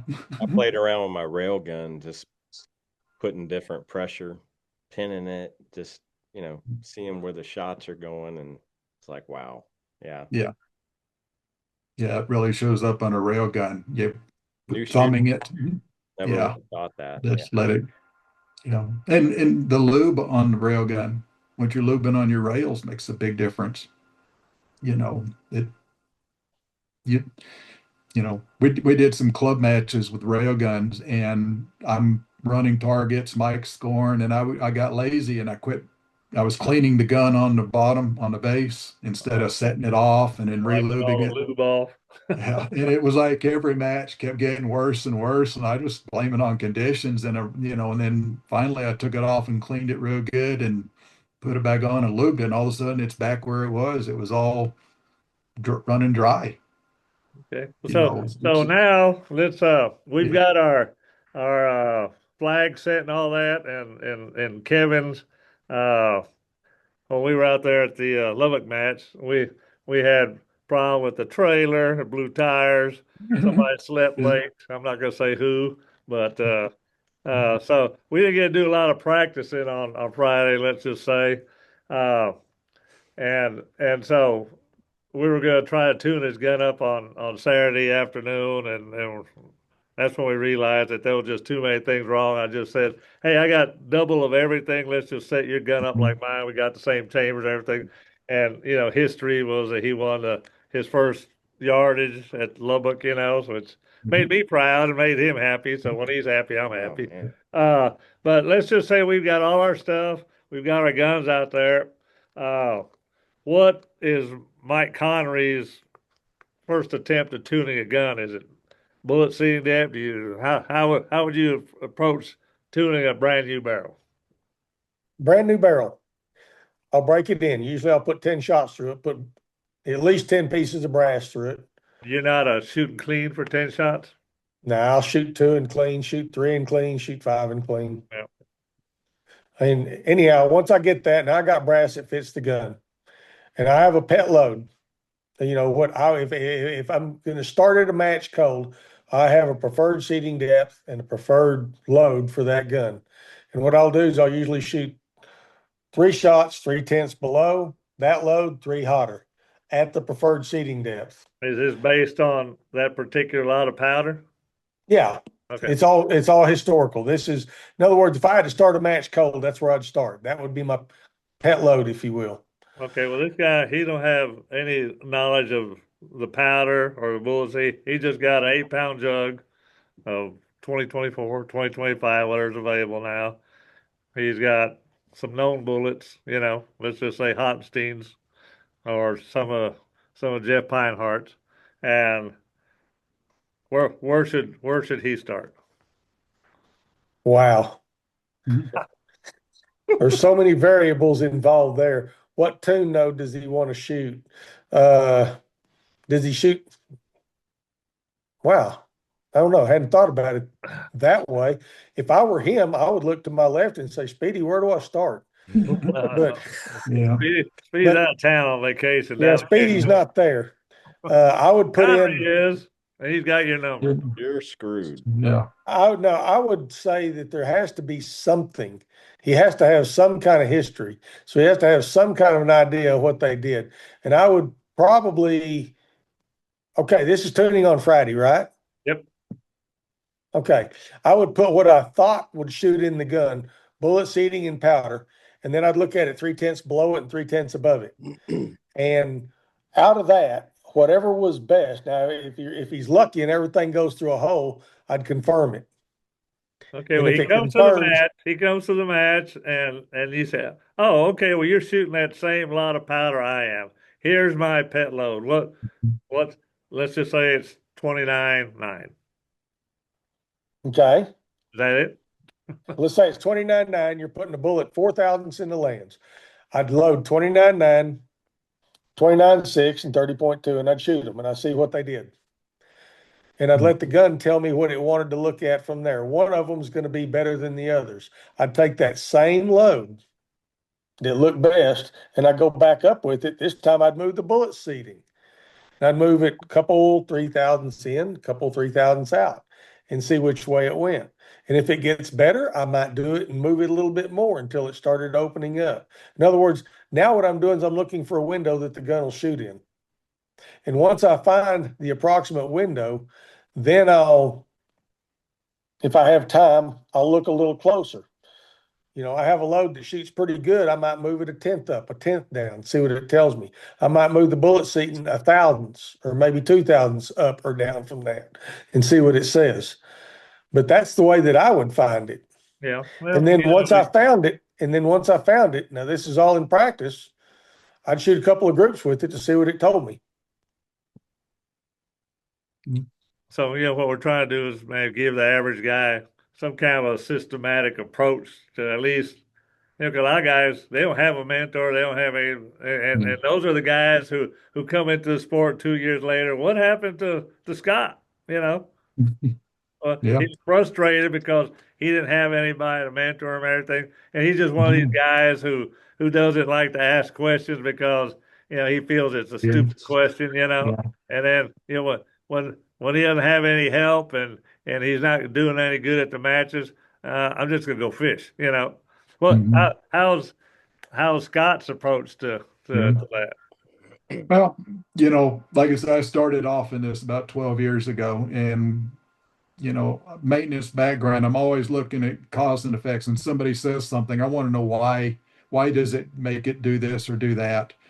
But, and so I had, like I said, some great mentors in the area I could talk to, and they would tell me their stuff. And I didn't actually, I listened and I filed it away and worked on, what I could make work with my system. Because everyone's, if you got the same chamber and same powder, same bullet, it's you can kind of follow along. But most of us are all doing our own, you got your own stuff, and it's different from your neighbors and stuff. So, like you're shooting in the high nodes, 30.4, 30.6, I'm like a grain lower than you. That's where I found out my bullets shoot the best. Generally, I know that if I go to a match, wherever I'm at, I can say go somewhere around 29.7, 29.8 to, it's not going to do anything stupid. It's going to, because I know my gun is going to, handle that all right. And I just need to maybe play around a little bit. With my bullet, my chamber, I don't go but about 3 thousandths into the rifling from touch. They play going 1 thousandths or 2 thousandths in or out just to kind of see wherever I'm at that particular range, or the environmentals. Does this do better or worse? Generating pressure or whatever. I'll play with that a little bit.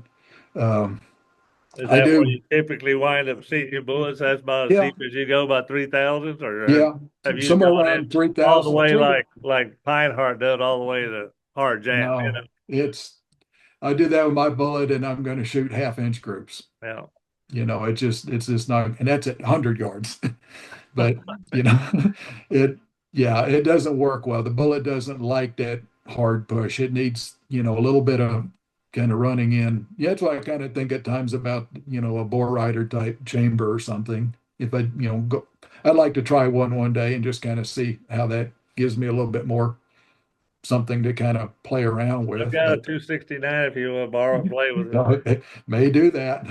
I've got about eight barrels in the garage. It needs some done with. But when I got a new barrel, kind of the break in, a lot of times I'll take my Hawkeye bore scope out, and I'll shoot that first shot, and I'll look inside, and if I see a lot of copper built up on the ramps, kind of going into I'll go ahead and clean that out. Yeah.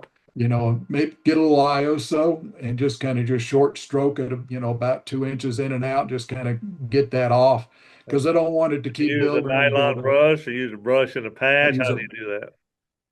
I use a patch with ISO on it, and I wrap it around so it's kind of thick. It's tough to push it in. Yeah, but is it a nylon brush or bronze No, brush? no, that's a bronze jag. Okay. Bronze jag. Okay, When no I do the brush at all ISO, then. I don't put the ISO on a brush. Okay. Nylon. I've tried it. It just seemed to me I used a whole lot more ISO Yeah. doing it that way. But I've kind of been doing it for years and got it to where I can get that out. But I don't want that copper to start building up right there where that the reamer is just has created that lead. Yeah. And then I'll shoot a couple shots, and I'll look again. If it is, then I'll may shoot 5 shots and whatever. And then I shoot tuners, and very seldom during the match do I do any tuning with the tuner unless I something just really not working. Uh, but I'll load like 29.6 and I'll maybe load 10 cases at 29.6 and I'll load like 10 at 29.9. And that's a pretty good window, 4/10. And they should not do the same, right? And I'll have the tuner screwed almost all the way in or out wherever I want to start at. And after I file the barrel, I'll shoot at one mothball. I'll shoot one of each load, and I'll look and see where they go. And I do this at 100 yards, and then I'll turn the tuner one number, and I'll shoot two more, and I'll see how it changes, and I'll keep turning that tuner.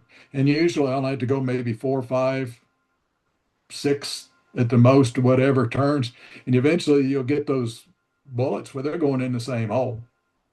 And then I've got however many I got left, I just keep shooting at that same group and just see if it's repeatable.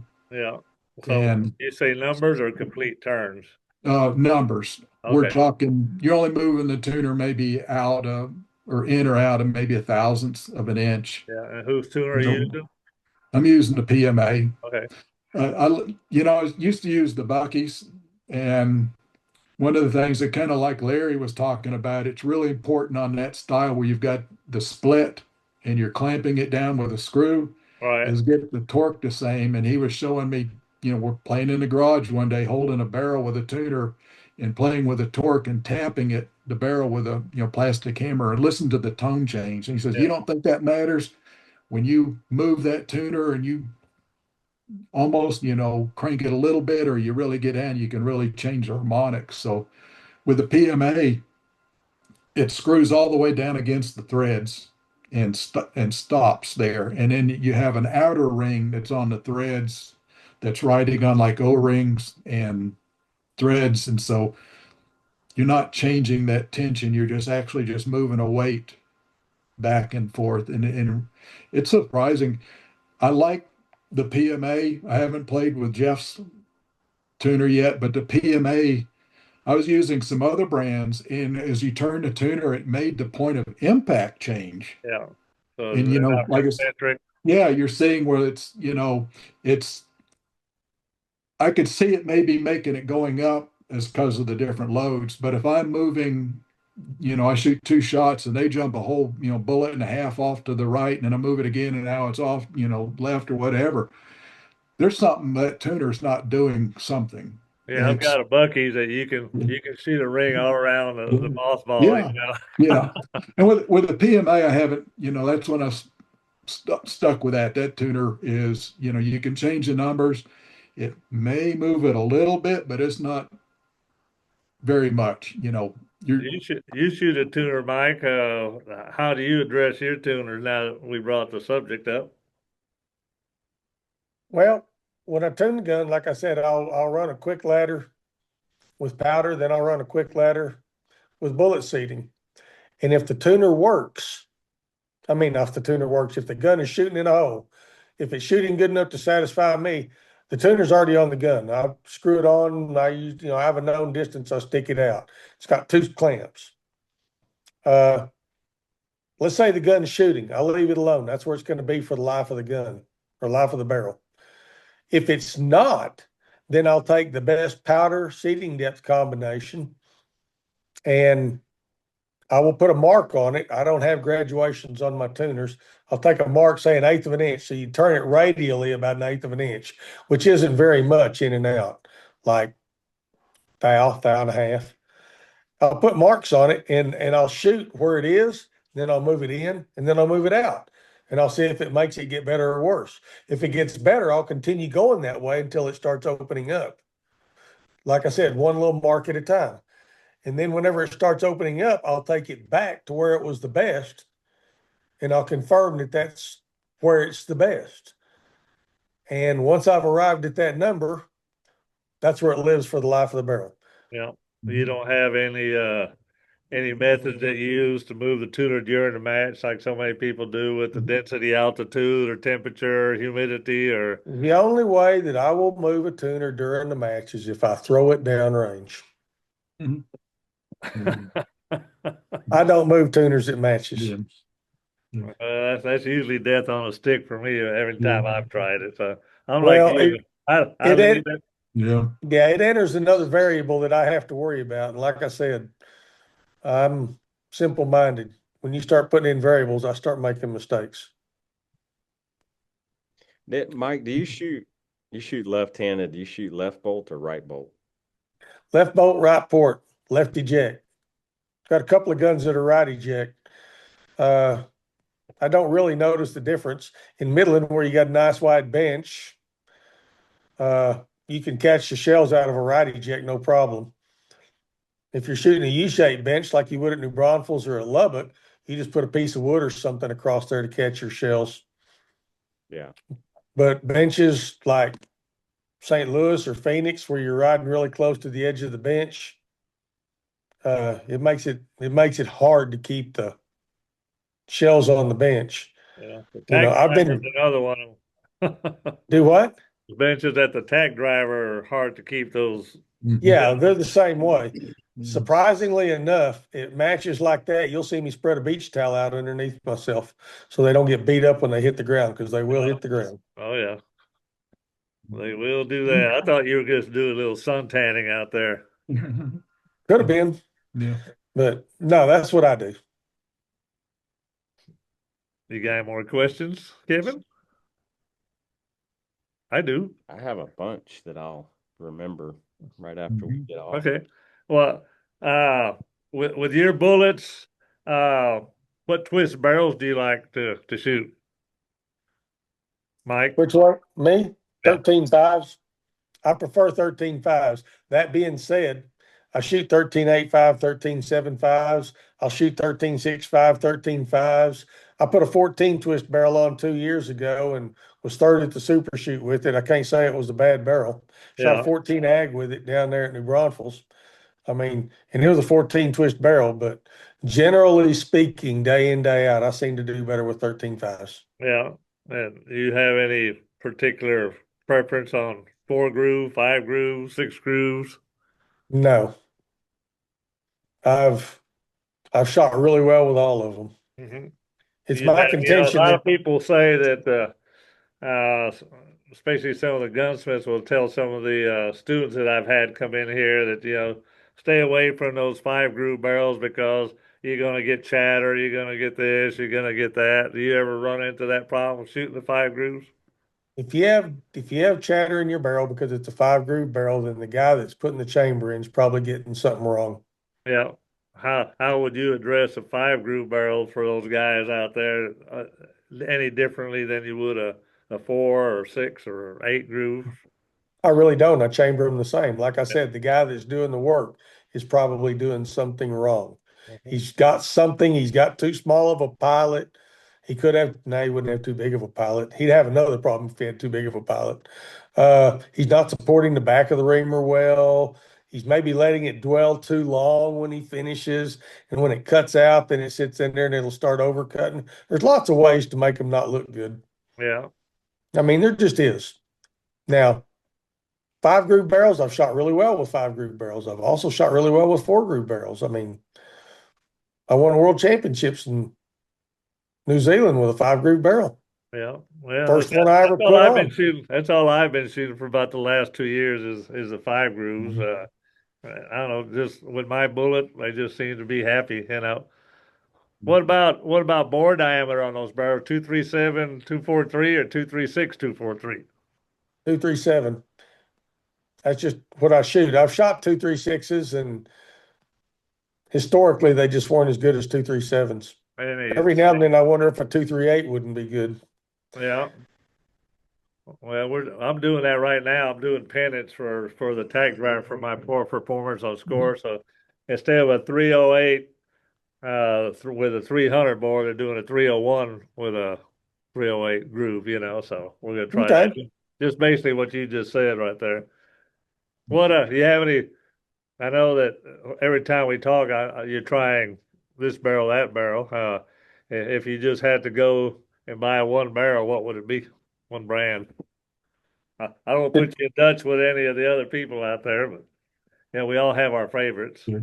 I'll go on history. Historically, I've shot better with Kriegers. Yeah, That being said, I've won a lot of stuff with Bartlands. Uh, Hugh Williamson makes good barrels. Jeff Pinehart makes good barrels. All of them make good barrels. The question is the barrel you put on that day going to be the one you want? yeah, Because not all, we're asking those barrels to do things that they shouldn't do. We're paying $400 for a barrel and we cry about how much it costs. Well, let's stop and think about what we're asking that barrel to do. We're asking it to be absolutely perfect every time. Well, the guy that builds that barrel's got to make money. He can't, I mean, if you invest enough time in them, you can get the quality of the barrels down to where you're going to get a disproportionate number of really good barrels. Unfortunately, economics isn't going to let that happen. right. So when you buy barrels, you're buying a barrel that's targeted to be an exceptional barrel for a hunting barrel, or maybe an exceptional barrel for a long range barrel, or a 600-yard barrel. And I'm not saying that they have lesser standards. What I am saying is they're not trying to poke them through a hole like we are. And we're asking that barrel to do something that, It's really almost impossible. yeah, it's right. We shouldn't be asking it to do it. So the question is, the barrel you put on that day, is that the one? When Is I mean, there was a time when I thought that I had to put 4 or 5 barrels on to find a really good one. Now, I don't know. In 2024, I put on 3 before the Nationals, and I didn't shoot any of them. But usually, if I put on a couple of barrels, one of them is going to be good enough to put on, be good enough to take to a big match. yeah. are you pinning your barrels? Are you checking I guess, the consistency of the bore? Consistency through the hole? No, I don't. If it's a barrel, it's a barrel. Once I start working on it, I own it. So, I mean, they already got a contour on them. You can't turn them around. Maybe you can on an unlimited barrel, but you can't turn them around on a sporter. So that's the blank you got. And I just take what I get. And every now and then I'll find one that feels a little loose at the muzzle end. And every now and then I'll find one that feels a little tight at the muzzle end. It actually like it chokes down a little bit. Interestingly enough, the ones that feel like they choke down a little bit usually seem to shoot a little better. Yeah. Mm, Well, I mean, that's what he says. that's the same thing I said. What about you, Scott? You're doing your own barrels. Yeah, well, Let me ask you both real quick. Are y'all doing it between centers in the headstock? Or are you doing it, let's say, like Gory Greers does when he's coaxially indicating the barrel, let the muzzle just float where it wants, and then coming back and and you know clocking the Right barrel? now, right now I'm doing them in the headstock, but I think you can do them with a steady rest or between centers as you put it and come up with just as good a deal. Now I indicate the bore in at the breech end and as far in as my indicator will go. I have a indicator with a lot of resolution that's got like a 1.7-inch tip, and I'll indicate it in there. Now that being said, the way that I indicate it in, I'll have an idea of how far the muzzle end ought to run out whenever I get the breech end indicated in true. Yeah, And if it runs out more, I'll start all over. In other words, it's a number. It means I did something wrong. yeah, I mean, you can calculate it. Let's say I indicate it where the lead is and I get it dead perfect. And I come back and it's running out a half a thousandths at the breech end. Okay. Well, that's a half thousandths over an inch and a half. Okay. You got about 15 of those going out to the muzzle end. yep, So let's, because I indicate the muzzle end, the outside kind of true. yeah, So now, whenever I line up the breech end, what I'm doing is I'm moving the back end. I'll be looking at my indicator while I move the back end, and then I'll go back and check it. Go back and check it. When I'm happy with it, if that runs out more than about 10 thousandths at the back end, I did something wrong. So I'll just start all over. yeah. And yeah, it takes a little time. I think you could probably do a barrel a little quicker if you don't put it in the headstock. But once you get one indicated in, I think it's a lot easier to do the work. Yeah. Yeah, I think You don't so. have to work around, you don't have to work around a steady rest. Now you can, the machine work itself is easier. Yeah. What about you, Scott? Well, I never had any machinist training or whatever. I just, there was a guy selling a lathe at a good price that had, that he was getting out of interest and stuff. And so I bought it. And Charles and Mike have, gone over to Charles's place and kind of work with them on chambering, but I go between centers. I don't, I got a 6 jaw chuck, but it's not individual jaws. It is what it is. And so I just, cut off, the back end about 3.5 inches off the barrel and then, put it in the, center and just start cutting my shoulder and cutting the threads and stuff, and then run the reamer Yeah. through it. How do you hold the muzzle in? Do you I turn that just, true to where you well, can hold it in your chuck, or you just go? yeah, I'll put it, yeah, I'll go on that end and I'll do it, I'll just straighten it, about an inch, just a little bit on the, with the muzzle. I'm going to cut that part off when I go to length, but Yeah. I'll go ahead and do about an inch just to kind of keep it with center. And then, I'm still, 20, 24 inches or whatever in between, the two centers and stuff. But I just put the live center in the bore. I do a little 60-degree shoulder, just a little bit just to fit onto that. And then I just, I can make sure my uh, bushing fits nice and smooth, as big as I can get without it feeling sticky. And my thought is that reamer's going to follow that bushing, and I, I had what do you call it, a reamer holder that floated and stuff, but I never could see any benefit. I just put it in my tailstock and just work it in, about 30 thousandths at a time. Yeah. I've got an old, was it 1045 reamer, the old 262 neck Yeah. that I got with a lathe, and I use that as a roughing reamer. I go in and, till I'm about That's a old quarter pure inch. magic. Yeah. And stuff. I don't do the drilling, anything. I just run that in and then I finish it off with my good reamer. And I go in with a bore scope and I look at where that lead is, before you start going up the little ramps. And I want to make, is that all even all the way around? And if that, and to me, that's, I'm putting my bullet straight if I got that. I mean, if it's wide in one area and thin on the other, then I've done something wrong. I need to go back. But I usually I chamber a barrel over about a 2-day period. My back will hurt if I spend a lot of time on it. So I may just one day go and just, cut it and thread it, and then the next day I may chamber it, and then I'll cut the muzzle off and crown it, thread it for a tuner.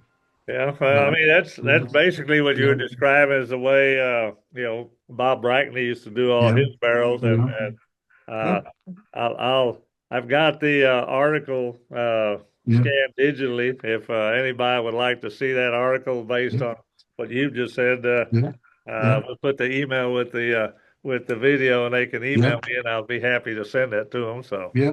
but it It's, basically describes exactly what yeah. you I mean, explained. What I may be leaving something on the table. I don't know. I mean, it's been shooting pretty good, so I'm just stay with it. I do maybe 3 or 4 barrels a year, usually 2 or 3.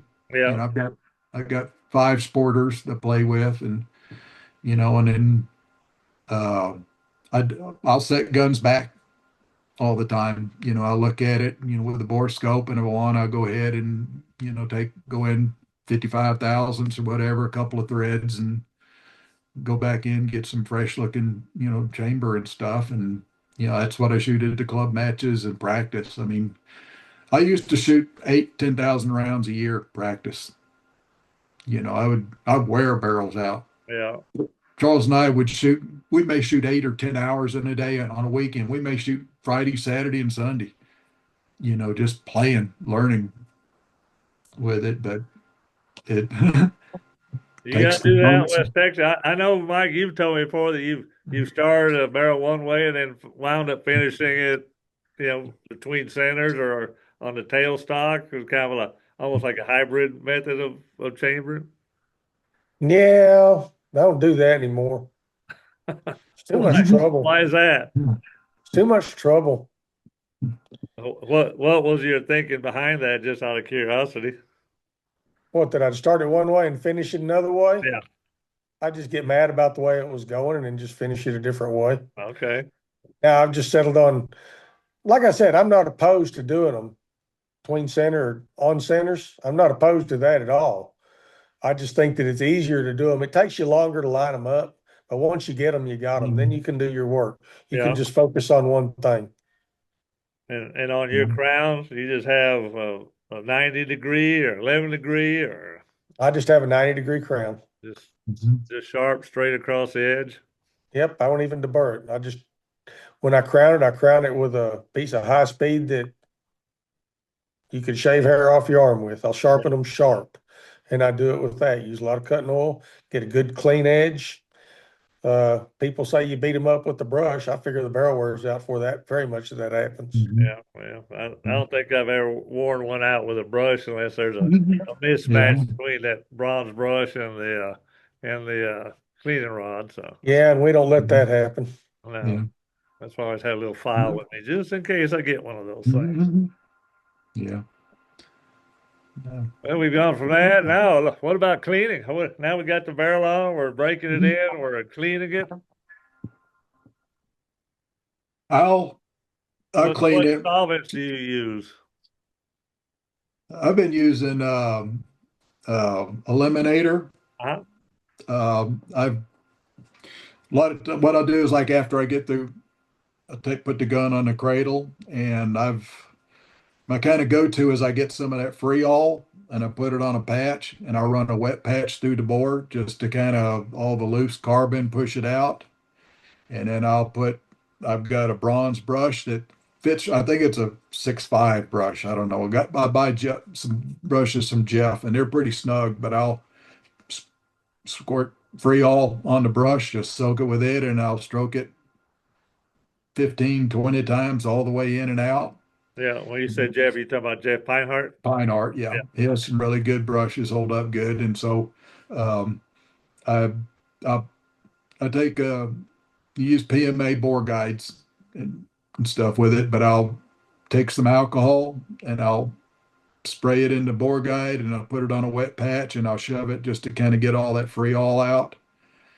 And then I'll put a wet patch of Eliminator just to kind of push the alcohol out. And then I'll put some more Eliminator on it and I'll push it out. And then I'll go and load and leave that bore wet. And then I'll come back and I'll run another patch of Eliminator. I'm looking at the color. If it's really blue or something, I'll go back in again and, a couple more times. Then I'll run a dry patch and I'll put a little bit of Lockheed's on a patch and I'll push that through and then bore mop the chamber and make sure the tuner don't have any patches in there. There's not, wipe out with a paper towel or something, any solvent in the tuner and get ready for the next. I'll probably, at least after a yardage, I'll run a couple quick patches of ISO, mainly just that first 4 inches of the bore, and then, push it on out the end. And then I'll do that after I brush. And then I'll run the ISO. Then I'll put some, like the carbon Eliminator, the carbon, all carbon, I'll put it in there. So at times I'll even run some of that C4, the copper, and just kind of see if any of those do any different. But General Eliminator is my go-to. Yeah. So I didn't hear, you don't brush with the Eliminator, you just brush with the Freol? With a Freol. Okay. And I think it, I play around with, brush it with it and then run a patch through. And then the next time I would, I would run the eliminator or run the carbon cleaner, and then I'd run a patch and just kind of see what comes out. And I think with the Freol, it kind of gets into the, kind of loosens some of that carbon up. Yeah. But Yeah, I hadn't yeah, heard about Freon in a long time. I know yeah, the F-class shooters were real big on it, but yeah, you never heard too much yeah, about in the bench yeah. ring circuit. It, it seems to work. Like I said, I'm not afraid of using abrasives. JB never could do that much, that bore paste, as much as like those. So, and I've used a lot of the Thorough Clean. Chris Harris gave me some bottles of it, so I've got some of that, and it's a little bit milder than the IO, so I can, I don't kind of worry about polishing, the bore Yeah, as much on with it, but you know, I thought you're gonna have to have an abrasive to get that hard carbon out. all right. I do when I like so I put it in when I first feel that patch trying to go into the neck, and I start spinning it, a few times with I turn the rod with my hand, and just where that carbon ring builds up right at the end of the neck, and kind of keep that from building up, and then I'll just I also the carbon out of the front, whatever. They've But been running some tests. I can't divulge it all yet, but yeah, they've been finding that that carbon ring is almost a result of us using it almost like a garbage dump. That gap between the yeah, case mouth and the barrel. Otherwise, that carbon would just be all the way down into the free bore and yeah, into the lead. And so when we're running those patches in there, theoretically, and we're squeegeeing all that stuff out, and we dry out the chamber, yeah. run the patches through more, but that trash stays right there in that area, and they're Hmm. seeing that that's where that carbon ring is really coming from, more so than from firing the round. Got it. Yeah. Interesting, because I always wondered about the oil when we're Yeah. oiling our bore. Is that Well, we're coming? leaving it right Is it there in the carbon? garbage dump. Yeah. Well, Mike, Yeah. what about you? I mean, you're a Hall of Fame member. In order to get into the Hall of Fame, you have to do things pretty consistently over a long period of time. Uh, and so cleaning, in bench rest is paramount as to the way we do things. What about you? How do you believe in taking the barrel back to bare metal, like you hear some of the long range shooters, stuff, especially like the PRS shooters, they won't clean for a long time, and then after 400 or 500 rounds, they'll clean the barrel back to bare metal. The F class shooters, they're on that same program about taking a barrel back to bare metal. Do you believe that can enhance or detract from the performance of barrel in bench race shooting? Mm, I think a barrel will perform however you have it. In other words, if your barrel's a touch dirty and it's shooting good, you don't want it dead clean. Jackie Schmidt used to contend that cleaning a barrel back to bare metal didn't always help it. And there for a long time, he used to beat us real bad. Yeah, I will take and run a wet patch of eliminator through a bore, and then I'll brush it with a good fitting bronze brush for 10, 12 strokes. And then I'll push 2 wet patches of eliminator through it, and I'll go load.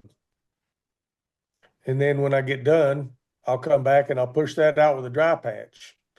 And I'll push 2 wet patches of that Vortec carbon remover, C4 carbon remover, or whatever the number is, the carbon remover. It's really aggressive. It works pretty good. And the first one wets it, and the second one, when you push the second one through it, you usually know if you got carbon because it's going to be on that patch. And I'll let that set for a minute or two, and then I'll push that out. And if it's a barrel and it's a pretty good barrel, generally speaking, they won't make much carbon. All depends on whose barrel it is and how they lap it, as much as anything else, how much carbon it's going to make. And if I'm not getting much carbon, okay, I'm happy. And I'll run a patch of alcohol through it and a dry patch, and then I'll put about 3 drops of a really light oil on it, and I'll push that through just so something is in the bore, and then I'm ready to shoot it. Now, if I get a lot of carbon, that means that my eliminator isn't getting all the carbon out. And that means that I'm going to have to wait longer than I want to wait to let that carbon remover get it all out. So now I'm going to get out ISO, and I usually just work from the lead in 3 or 4 inches, because that's usually where the carbon's going to be. And I'll push that out, brush it a few strokes, get rid of whatever ISO's left over, and then I'll put the carbon remover back in it and make sure I'm not getting any. And the only reason that I would continue using ISO is if the regimen I'm using isn't getting all the carbon out. I think carbon probably does more damage than copper, just my opinion. Yeah. You know, I like to make sure that the carbon's gone. I can remember 4 years ago, something like that. I was at the Nationals. I had a really hot shooting gun, and every target it got a little worse, little worse, little worse. I finally went and bought a bottle of carbon remover, and I pushed out about 4 black patches in a row, and I thought I was getting that thing clean. So now I'm ISOing every target, carbon remover every target, and over time they get lighter and lighter. And lo and behold, the groups get better and better. I think I was second in the 3-gun there. And that's where I learned about carbon. But no, I don't try to make the barrel absolutely clean, but I do try to get it to where it shoots well. Yeah. Consistently clean. That's it. Yeah. And if I have to use ISO every trip, Mhm. everybody says, you're going to wear your barrel out. Well, you're not there to save barrels. You're there to shoot a match. Yeah. Mhm. We're, Yeah. we're They'll there to get 'em. burn up everything we've got, Yeah. tires. Yeah. Yeah. Who's got the most? powder. Give an award for who's got the most rounds through a barrel. Yeah. Yeah. Yeah. No, it's a I've never been consumable. given an award for a clean barrel or or for Mhm. one that lasted the Yeah. longest. Yeah. No, it I'd to rather me put as a your barrel barrel. on beat you every match and try to Mhm. drag one along for 1,500 rounds. Speaking of Yeah. that, how often do you change barrels? What do you think's the about the average round count for a truly exceptional barrel that you could take to the nationals or to the world championships? Not just a club match or a local match, but I mean when it really counts. If you're trying to get into a Hall of Fame, you need that one more point. 2 guns on a good barrel. After that, it makes regional matches until it quits shooting or practice. I can usually get 2 guns out of one and have absolute top good shooting, whatever. After that, they seem to fall off a little bit. And the bad part about it is the guys that you're shooting with at that level are going to have good equipment. And if you give anything at all up in equipment, you're probably Yeah. you're going to hurt yourself. So if you were to shoot the Buffalo and then come shoot the Blue Bonnet shoot here in Texas, there's two ags right there, and that gun won both of those. Would you take it to one more big match, or was you like, No, I wouldn't. I mean, I'll say that I had a barrel that I won the Worlds with in 2017. I didn't shoot it again until the Worlds in 2019, and yeah, I shot well with it. I just didn't. Mhm. I had problems Well, at 200 yards. Now, that being said, I took that same barrel and carried it to the Cactus and won the Cactus with it. And then put the barrel up again and drug it out at the Nationals that year, won the Sporter 200 and the Sporter Grand.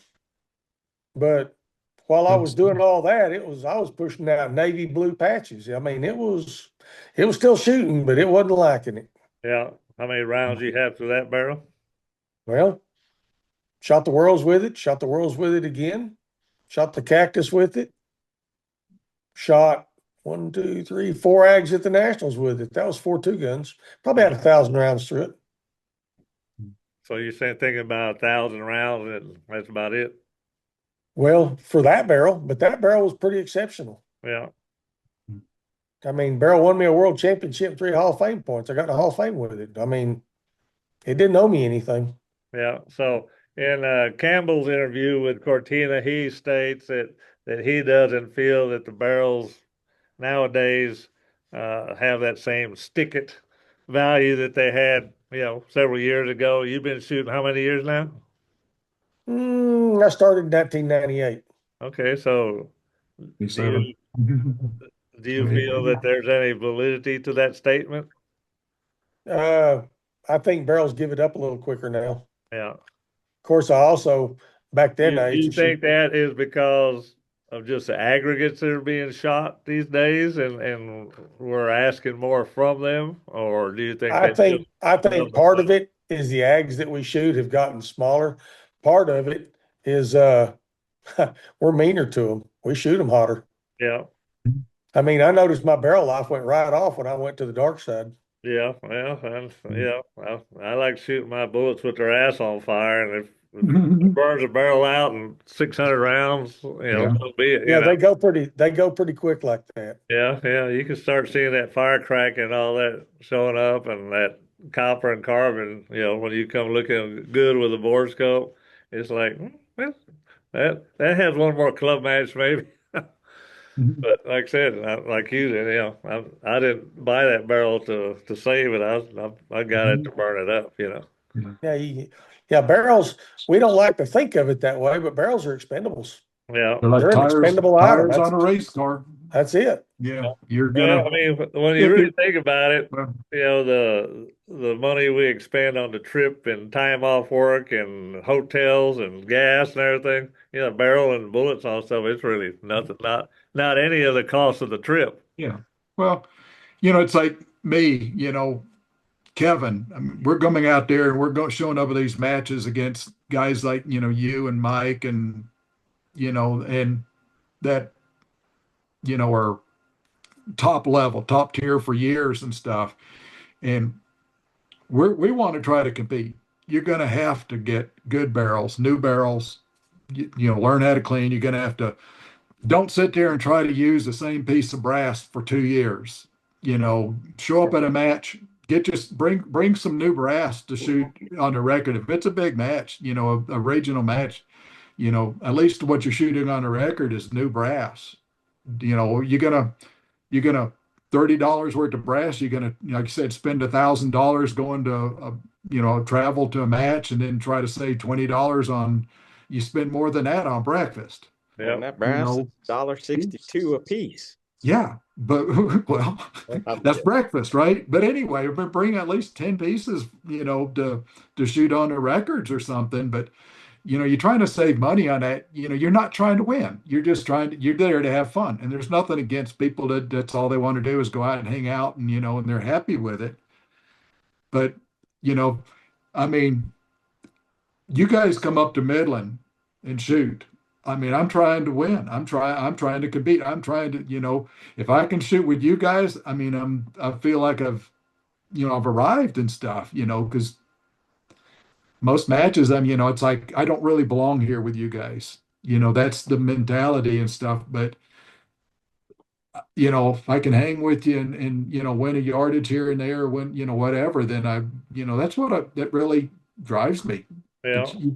You can't cut corners. Well, I mean, we all have those initial aspirations of Yeah.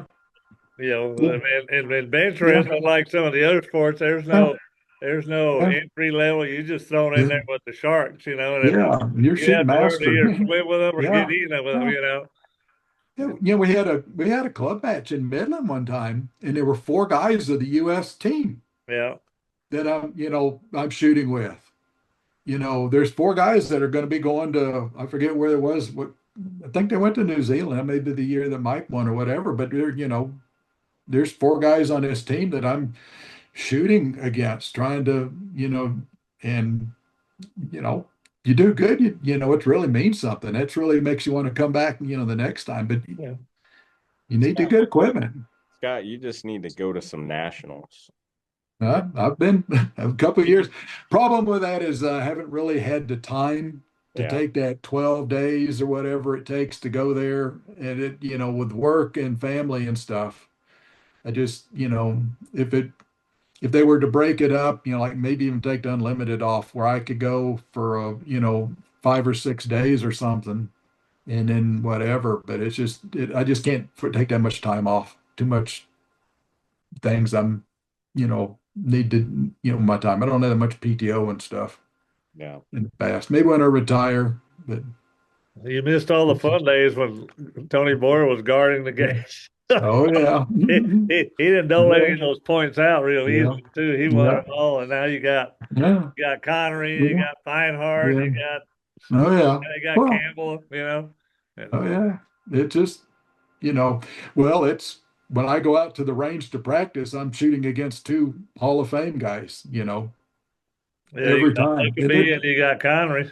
yeah, that's pressure, because I'm shooting and I got one of them on either side of me, and they're watching my flags, they're watching my targets, they're watching me, and Why'd you it's do like that? Why'd match you shoot match. that condition? Yeah, oh, they do that.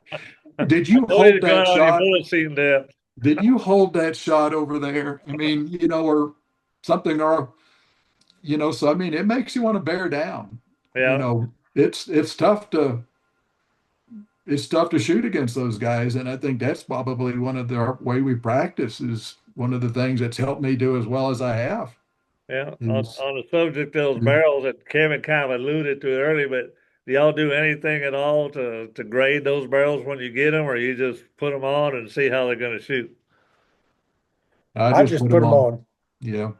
put them on and shoot them, Yeah, and if it doesn't right, maybe I'll put it on a different gun yeah. I mean, and try it. there might be people that will send barrels back, but I don't think I've Mhm. ever rose to the level that they let me send them back.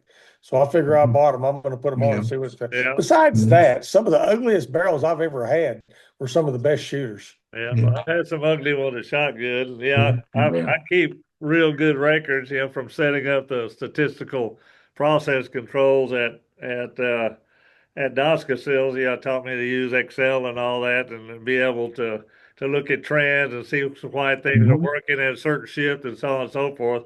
So yeah, I tried to apply some of those same basic principles to my shooting, where I keep records of everything I do, every shot. Yeah, Yeah.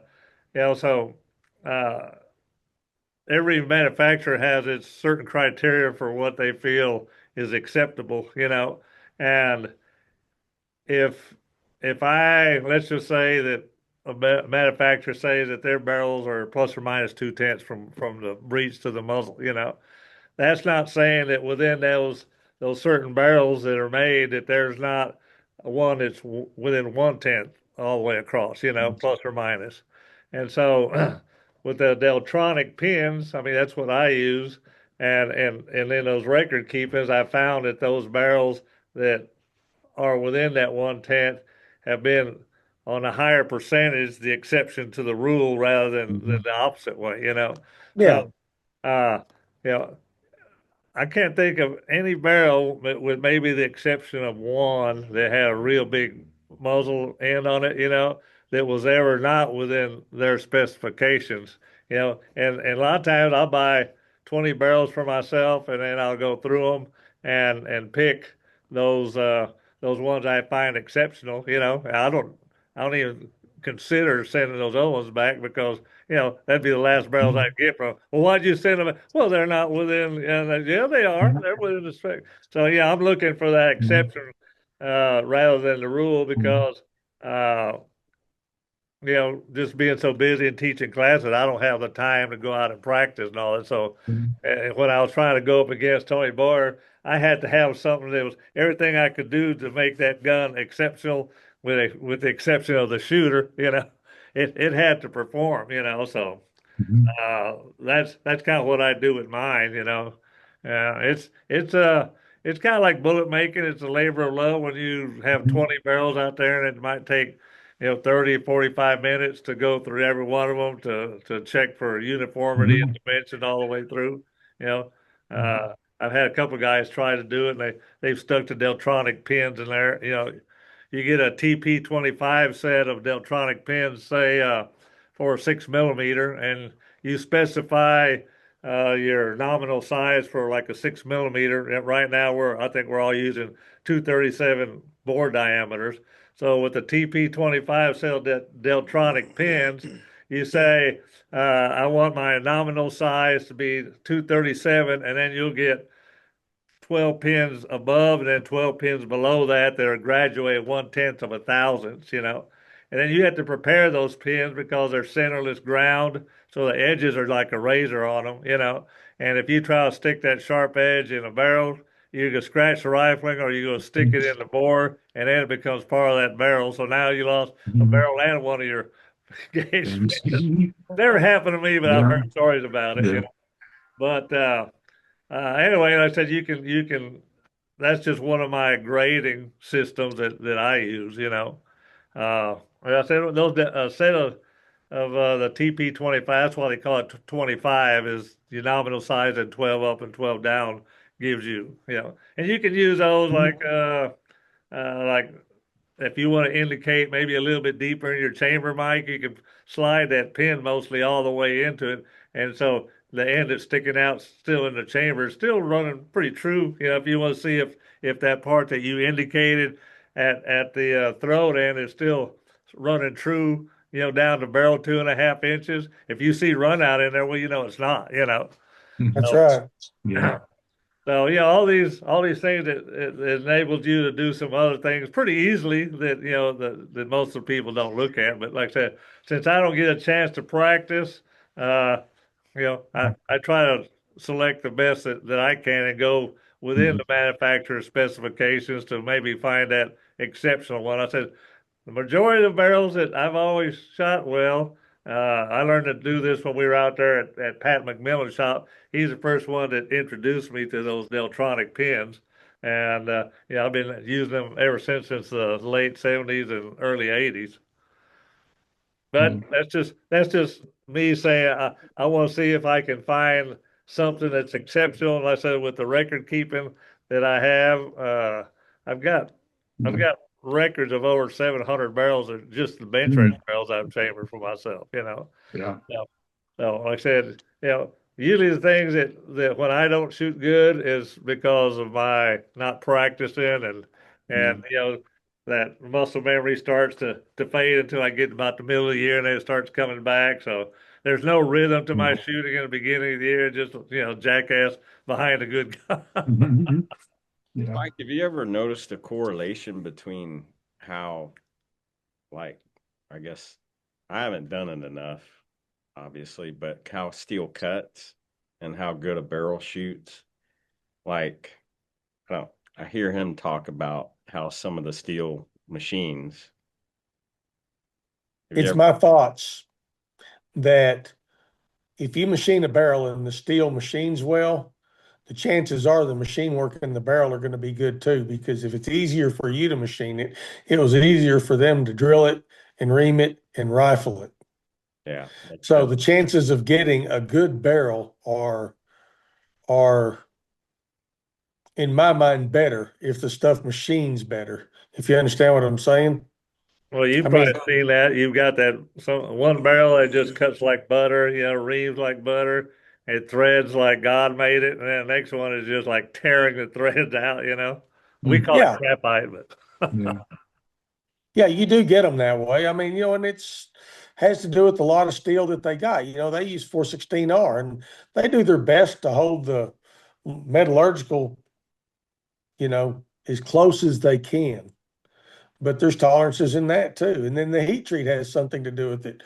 You know, it's even in 416, the way it's heat treated means something about the way it machines. I mean, all that works into it, every bit of it. Yeah. I had Ed Schilling used to allow me to go pick steel out of the shop, you know, so that if they had 5 or 6 lots of steel, he allowed me to get like a stick of this, stick of that, and they'd put like 3 or 4 bars of that off to the side.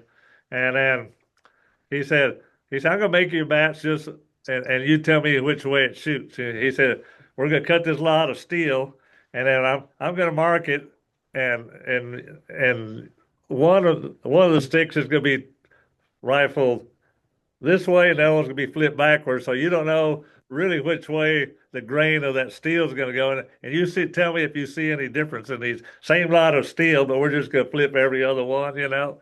And one of them would foul like crazy, and then the other two wouldn't, and the other would foul like crazy again, you know. When when we compare them at the end, all the ones that fouled were flipped a different direction than the other ones. You really couldn't tell unless you went in there and sectioned it, lapped that steel, and then etched it to see which way the grain was running.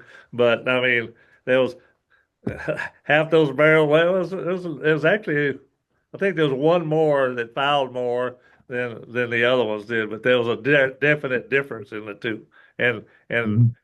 they kind of shot equally well, but they wouldn't shoot as long before you had to clean it real well. Mm. So when they're cutting that steel up at the barrel making, who knows what's happening? One that's flipped this way and that was flipped because I've got barrels with consecutive serial numbers, and one is just a killer, and you can't wait to shoot the other one. It's just mediocre. And it happens. Yeah. So I mean, it's just there's so much that we still don't know even today with all the technology and everything Yeah. else that we're using. Oh yeah. And then we have to fight with old equipment that's not, or find the good stuff that's not made anymore. Yeah. It's like with the stocks. What was there a discussion going on the other day about, a new guy, what's he going to do for a stock? Where do you get your stocks at? You can get actions, you can get some barrels, but the stocks are a year or two out. Yeah. Just a few guys that are building them. And even the guys who are building them, they're Yeah. having issues with the materials that they can get Yeah. nowadays, and because Yeah. there's no more of the certain weight balsa, now the stocks are coming in just a slightly Mhm. heavier, so Yeah. we have to make accommodations for that, either with a Yeah. lighter barrel contour or shorter barrel contour Yeah. or Yeah. different scopes or rings. I mean, all these things are constantly Yeah. changing. There's some more people that right now that I know for a fact. Dennis Ray in New Mexico, he's working on a composite stock, with Yeah. a with a Yeah. with a balsa core, some other type of core. I mean, there's a lot Yeah. of core materials that we probably haven't experimented with, but he's on it. Yeah. I've got a stock tracking fixture. When these guys start making stocks, I could put the stocks in on the mill and track and see how straight they are. From the butt to the forearm, make sure all that's in line. I mean, I see some that are just like,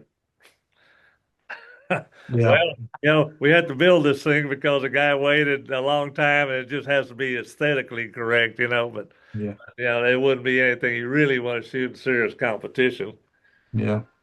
I know PMA is going to start has been importing some stocks from Europe, Yeah. some Well, I mean, veterans. it seems like in the countries where Yeah. firearms are the most prohibited is where all the Yeah. experimentation is going on now instead Yeah. of here in the United Yeah. States. So, I mean, it, hopefully it'll start getting better on some of that, but you know, whatever different materials are come available or different technologies for building. One You more know, thing, and then we'll start to wrap it up. Uh, Dyes, we talked about those. What type of size dyes are you using, Mike? I make my own sizing dies. I had a reamer ground, and it's what I call an integral die. It doesn't use a bushing. When you ream the die, you're also reaming the part that sizes the brass, so that isn't adjustable. The advantage to that is that I can build a die that will fit the reamer that I'm using, and it's also going to be dead concentric. I don't have to worry about a bushing floating around in it, making the neck not be concentric. So what you're going to end up with is a piece of brass that, unless there's something inherently wrong with the brass, is going to be concentric when it comes out of the die. Right. Now, what that does is when you seat a bullet on that, you're seating a bullet on something that's already concentric. So if you have any kind of a good seater, you're going to get good ammo. Yeah. What let's just say you said you're shooting a 268 neck. Yes. So with a 268 neck, what's your loaded round measure? My loaded round will measure between 265 and 265 and a half. Okay. So I that's want at least 2 thousandths of clearance. 2.5 suits me better.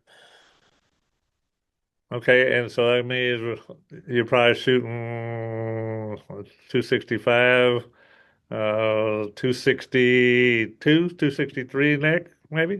262 and a half Okay. is what the neck is in the sizing die. Okay.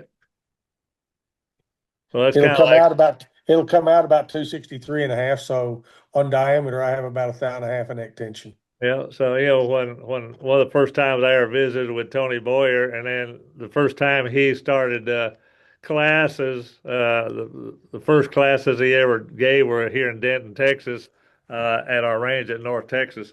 And we went through a mock class in preparation. He had never taught anything, so he asked me if we could go and do a mock class over there, and he was telling me about the rules of three, 2.5 or three, what you wanted your loaded round to be just basically what you just said right there was that you wanted 2.5 to 3 thousandths max clearance between your loaded round and your chamber. So you have to control that by the diameter of the bullet that you're using. So you can't just say, well, I'm going to go get a burger and it's 243 and I'm going to turn my neck brass to this, because then you find out that your burger bullet was 243.5 on a pressure ring and 243.2 on it. So all that math went out the window. You have to like turn a piece of brass slightly, see the bullet in it, measure it, and then see what you need to remove off that brass to give you that. And then Exactly. he wanted that same rule applied to the uh, to the neck sizing bushing. Where you're using bushing dies or whatever was that same rule of 2.5 to 3. So basically what you just described to me was the same uh, uh, what's was the formula to to get the most out of that loaded round in relation to that chamber. What about you, Scott? What are you using? Uh, I started off with the 265 neck Reamer, and Charles got me out of the Hornady custom shop a sizing die that worked real well, a bushing die, and so I was using that for years. But like I said, my Reamer started getting a little bit dull, and I went to that 268. We had the Reamer, and then the die that I was sizing with wasn't sizing it enough. And I would have problems maybe, let's say, on the third match, getting the clickers and stuff. And so I had made a ring die, and I would put it in after I had sized it, I run that ring die in there just so I could shoot the rest of keep shooting that brass or keep bringing in new brass all the time. But uh, so last fall, I was talking with Mike, and um, he made me two dies, sizing dies, like I said, no bushings, just the same size he has, and it's knocking my brass back. I'm getting a thousandth right at the shoulder and a thousandths off at the base and stuff at the 200 line, and so it's feeding right. So that's what I'm using now is the custom sizing die that he made. It really fits that Reamer, making my brass go to where I need it, and that's helped a lot. That's what I was shooting at the Tack Driver.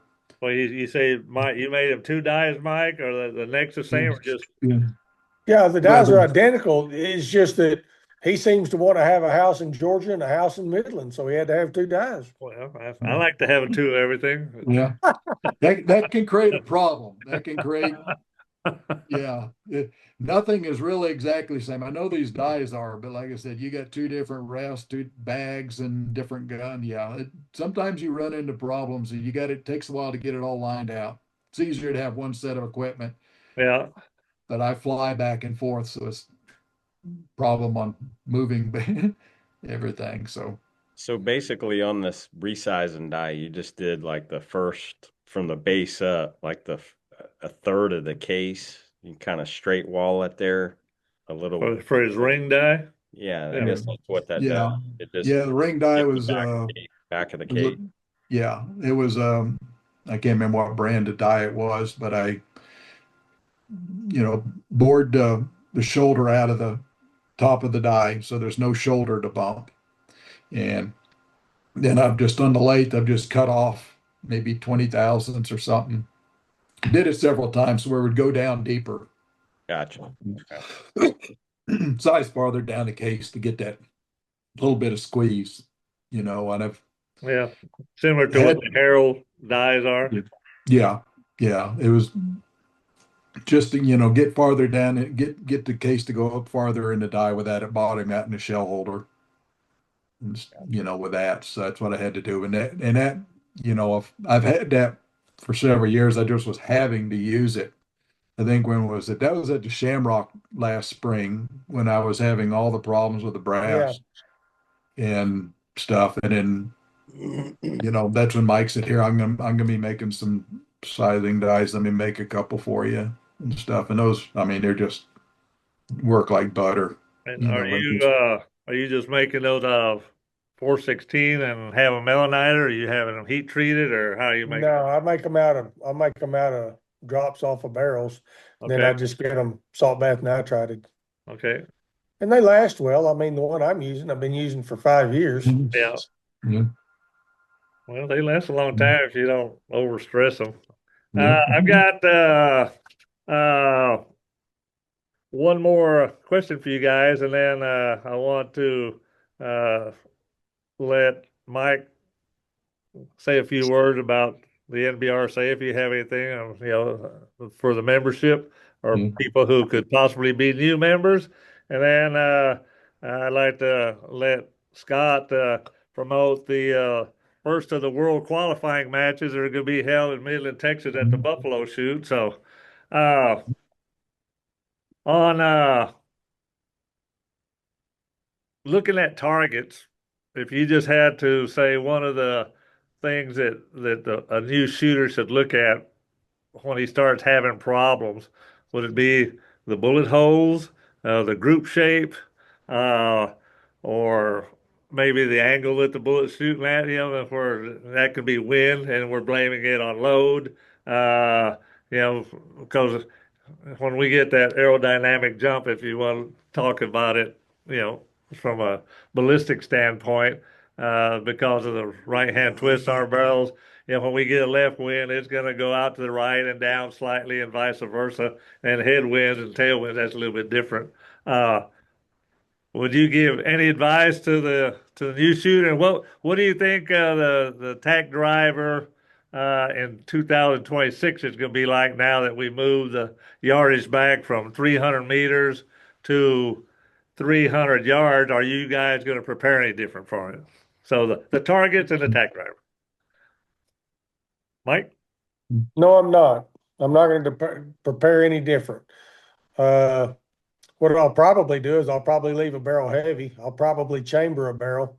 And if it shoots good, I'll shoot it there. And if it doesn't, I'll cut a couple inches off the back and make a sporter out of it. Other than that, I'm not going to do anything different. Do you find that you can shoot a sporter faster than a heavy varmint, or is it basically the same to you? Oh, no, I think a heavy handle's better. I really do. But I The mean, only reason that handles I don't, better, but does can you shoot one faster than the other? I don't know that I shoot one any faster than the other. If they're tracking in the bags well, Yeah, one is just as good as the other. The way I shoot, I pin the gun so you don't get much movement out of it. yeah, But I do think that a heavy is a little more forgiving on your table technique. yeah, If you make a mistake, it's not going to show up as readily on a heavy. I don't shoot a heavy. The reason I don't shoot a heavy is because seems like without exception, if I show up and I got a sporter that's shooting good, and they always shoot the light gun first, I'm not putting it up. I'm yeah, not going to get out another gun. yeah. I'm going to shoot that one. Yeah, the second gun is never as good as the first. Yeah, that's usually a desperation. Well, I'm not shooting good, and this gun's not shooting. I get the other one out, and it's just as bad. So Now, I know people that shoot heavies that are religious about shooting heavies, and they do really well with it, but yeah. they apparently have a different mindset about it than I do. What about targets? What about any tips for the new shooter? Let's just pick one topic on it. How do you evaluate your bullet holes in a target to know if your gun's tuned? They need to cut clean. They need to be round. They don't need to be ragged. Uh, if they look small for caliber, in other words, if they look like they could be a 22 hole, that's a little bit of an exaggeration. But if they look smaller than a normal 6 millimeter hole, I'd say that you're probably in tune. Okay. Okay. what about you, Scott? Yeah. Let's same questions It's right there. What you could prepare any different for the no, Tack Driver now that it's more of a bench rest match than a no, long range match? And no, it doesn't it's seem like those few extra yards makes a difference, but it does. yeah. 20 Oh yeah. Yeah, it's going to make it a little bit easier, I think, to shoot it at 300 yards instead of meters. It's I left the gun in Georgia just like I shot it. I'll probably put that 15 by 55 scope on it. Just I think it's just better optics for the weight, and I can get away with the weight on it. So I'll probably that's the only change I'll do with that gun and go ahead and shoot it again. I've got another sporter there that, if I can fall back to or something if it's the other one's not performing well. And it'll be a little bit different. I think it's going to be a little bit higher altitude than what we were at.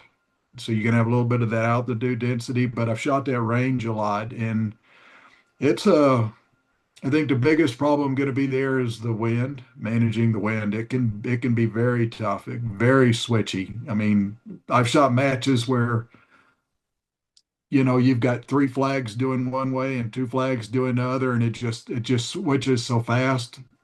And there's a big opening off on the right hand side for about 20 yards or something that's open air without trees, and you'll get a if you get a wind coming out of the right, it really plays havoc right there across the whole front of the range. Will be looking completely different from everything else. So it's going to be a tough range. It's still not going to be an Yeah. easy place to shoot. Well, you might be No, opening up a whole lot more spots. People on the waiting list are hearing you say, yeah, "Oh no, I don't think I want to yeah. go." No, I mean, I've shot some matches in Georgia, and it's like the wind flags don't even move until maybe noon. The Yeah, tails don't wiggle, nothing. It's just sitting there dead still. And there's other times when it's kind of it's like the Midland when we get the bad wind and it's coming directly headwind, and yeah, it's 11 o'clock, 1 o'clock, 11 o'clock, 1 o'clock, but it's never consistently through it. It's everything is right. and it just that time it just gets. When do you start your group, and can you know, find that same condition, 4 more times? It's going to make it tough. But um, I'm not sure how the Mirage is going to be at 300 at Dublin. But we had pretty good It'll be a conditions. trial by fire for all of us this time. Yeah. Oh yeah. No, it's going to be a challenge, even though it's a little closer. I think the range is going to be tough to shoot out there. So we'll do that. I'm gonna, I talked to Mike the other day about doing maybe some club matches or something along that Tack Driver format, shooting it at 300 yards Yeah, here in Midland, and getting some more practice at that, and working on some score stuff, trying to, you know, the strategy on how to, shoot score. right. Well, we've got our new director. Maybe Mike has talked to him, but I think he's trying to set up like a mini Tack Driver over here in Houston. So it'd be Yeah. interesting if he does. Mike, I appreciate you taking the time this evening. Is there anything you'd care to say to the membership or any new potential members that might be coming in or thinking about shooting bench press with us? Well, this is the start of a new season, and if shooting short range group or shooting score or shooting long range or shooting 1,000 yard is something you'd be interested in, I encourage you to come out and shoot. You get to shoot one match. Actually, there's a rule this year to where if the match director identifies you as a first time shooter, the association will give you a membership through December 31st with all the rights and privileges of any other member. At the end of the year, you decide whether you want to stay a member. That would be something that would be one thing you wouldn't have to worry about as Do far as a do cost. they get the magazine with that free membership? That's a good question. I think they probably do. Yeah. They get a membership with all the rights and privileges. That's the way it's wrote up. So I would assume they get the match. Yeah, what'll happen is, let's say, Speedy, you've never shot an NBRSA match, and say you come out to the Buffalo, and I'm the match director, and I said, this guy's never shot a bench rest match in his life. What's going to happen is the business manager is going to send you a membership card, and it's going to be a membership just like anybody else. It's just that the statement will show a zero cost, and you will be a member through December 31st of the year with all the rights and privileges thereof. Now you can shoot any NBRSA match you want. At the end of the year, you can decide if that's your cup of tea or not. Can a not, how much put this? There's a lot of people who are interested in shooting in the equipment that we use and the bullets and the powder and everything else, and some of the ranges that might be in their backyard that they're not aware of. Can they just subscribe to the magazine if they would like, or do you have to become a member? No, you need to be a member to get the magazine. Okay. The reason for that, and people have actually asked for that. The reason for that is logistically, it's just so hard to do. Right. And a good chunk of the cost of your membership goes to the magazine. So basically, you're paying for the magazine anyhow. Okay. Well, I think a lot of people don't even know that there's a magazine associated with membership to the NBRSA. And like I said, that gives insights to matches all over the country, the World Championships, the equipment, the barrels, the rifles, the stocks, the scopes, the distances. It's a good place for people that may not have a mentor to at least, start looking at. And in the back of the magazine, there's also in there a mentorship page on there too that gives a list of the mentors, or is that just on the NBRSA website? It was in January's, but I think the list is actually on the website. But another thing that the magazine does too is it lists all the NBRSA affiliated ranges in the United States, and it also has a match schedule for every range in every region in the United States. Well, even if you don't want to compete, if you know that there's a match not too far from you, and since we do load out there for the majority of the matches, an average shooter could attend these matches just to go see how we use all the equipment, how we clean, how we load, what dyes, what powder measure. Especially, we're all using the electronic powder measure, especially outdoors.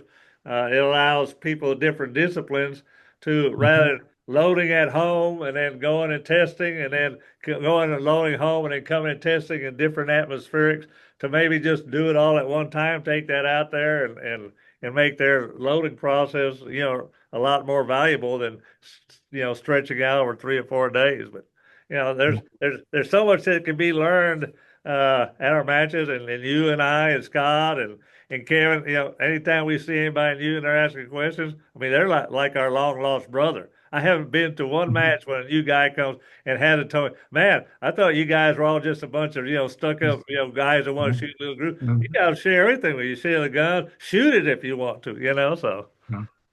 Yeah, that's what I say. Charles is like a crack dealer on that. When I was at the range, I was shooting an AR way down at the other end and wanted to know what these guys were doing with all these little flower things, stands out in the field and all that, and went down there and talked. Charles said, here, sit down. Dry fired a couple of times. All right, shoot these 3 shots. Shot 3 shots at 200 yards, and they went into like there's like a 3. And I had never done that at 100 yards. Next thing I know, Cecil Tucker is set me up for a gun and all. You got to be careful. You go out there, these bench rest guys will try to adopt you. Yeah. Get you to come shoot with them and stuff. I mean, it's contagious, addictive. Yeah, we love it, and we love for other people to participate in guns that are shoot little holes, and understand, those little things that you can see with our gun when you make a difference in bullet seeing depth, neck tension, powder, whatever, that you can't see with a big heavy recoiling gun. Oh yeah.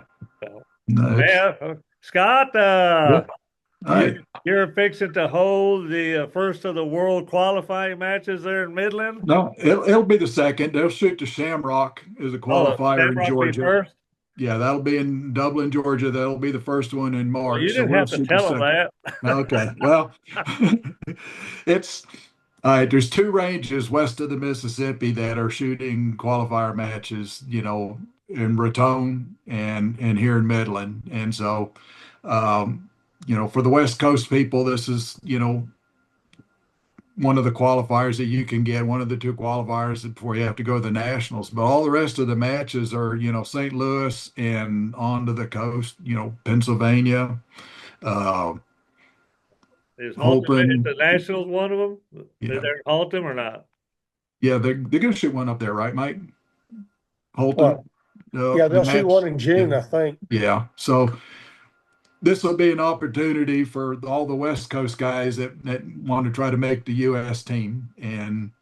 The and what we're trying to do is we're trying to make it try to get some of the East Coast guys to come on out and shoot with us.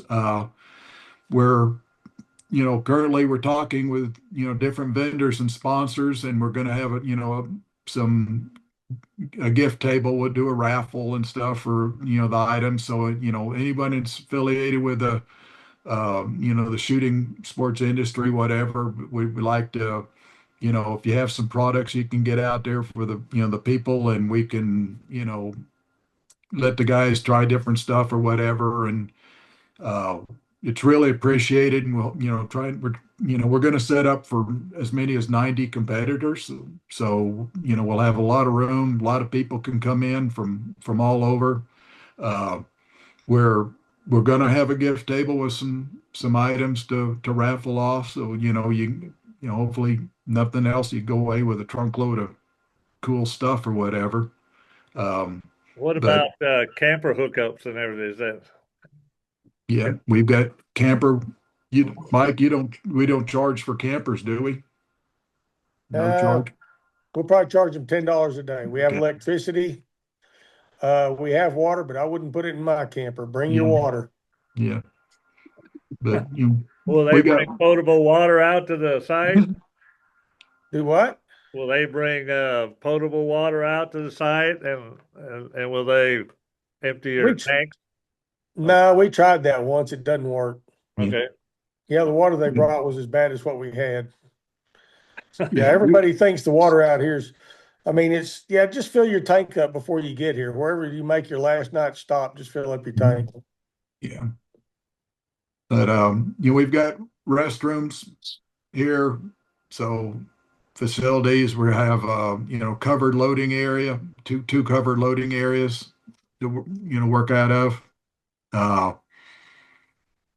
it's a 50 bench range, so we're going to use 30 benches out of the middle.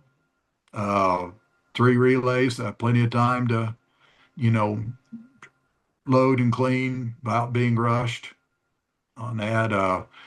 Like I said, it's the springtime. We're not gonna see the 100-degree temperatures, so it's usually in the 70s, 80s, sometimes down in 40s, 50s, or whatever. It depends. It's that time of year when you really get a lot of stuff, but we don't see the 90s and hundreds in April. You're gonna have some wind. It's Midland has been hosting bench rest matches. I mean, nationals and stuff from back in the 60s. As a big hotbed for. So it's going to be one of the historical places that bench rest is pioneered at. Well, if you look Uh, at the accurate rifle by Warren Page, there's yeah, a ton of pictures of the Midland yeah. Range out there. So Oh yeah, yeah. I read that book back in the 70s, and I remember I bought another copy of it. I lost that, and bought another copy, and I was flipping through it, and sure enough, I can see the firing line and everything from Midland. yeah. So if we have some vendors or people want to sign up, would you mind me posting the information along with the video at the bottom where they can contact you? And I don't want to put it out on Yeah, on a general video where you yeah, have all the trolls and all that, trying to get yeah. hold of you. No, yeah, just anybody, yeah, pass it along to any vendors. It's much appreciated support. And if any of them have some like banners or logos that we can put up at the range too, that'd be appreciated to give them some exposure. do whatever we can on that. But yeah, pass that along to any of your suppliers or whatever, or, and talk to people about coming. What we really want is attendance and get people to come out and have a good time.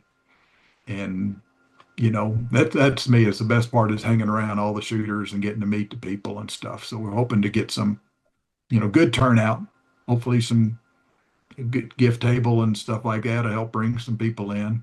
When is registration going to be open?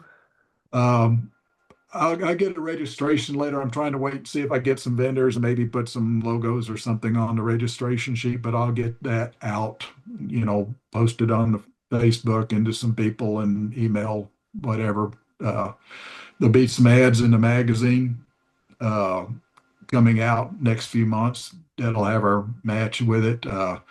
We'll open the range up probably as come out and practice as early as Wednesday, even Tuesday, Wednesday. You let me and Mike know you want to come out and get at the range, we can get you in.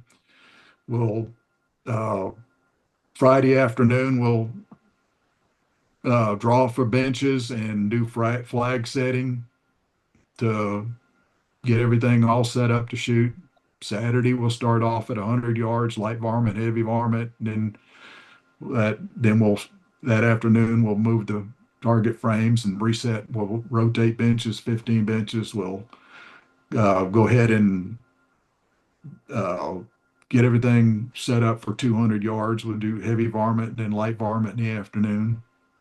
We always provide a lunch. We'll have, sandwiches and stuff, drinks and chips and cookies and stuff like that, free of charge for all the competitors. So, Are we going to give out silver for trophies again? Yeah, we are, and everybody's going to get a deal because I bought all that silver at $62 an ounce, and right now it's over 90. Yeah. So it's it's tell going up. what we do out there instead of the trophies. You can actually take what you want and go buy something with Yeah. it. Yeah, the way it'll work at this match is if you win a grand aggregate or a 2-gun, you're going to get a 1 ounce piece of silver, a 1 ounce buffalo. If you win a yardage,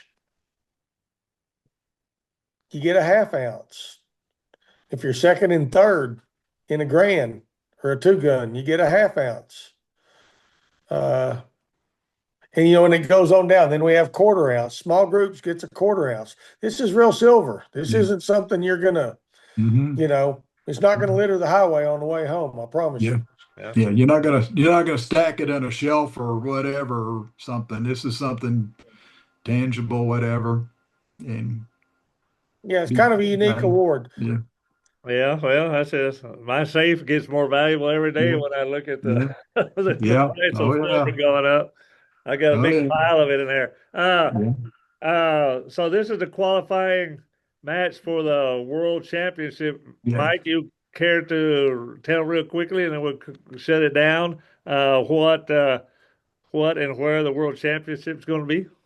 World Championships are actually going to be hosted by Luxembourg, but they're going to be shot right across the border in France. I don't know the dates yet, but that's where they're going to be. They've shot the World Championships at that range one other time. I can't remember how long ago, but 10, 12, 14 years ago. Seems like Gene Bucky's won it there that year. And there's 3 U.S. teams, correct? Yeah, there'll be 3 4-man teams.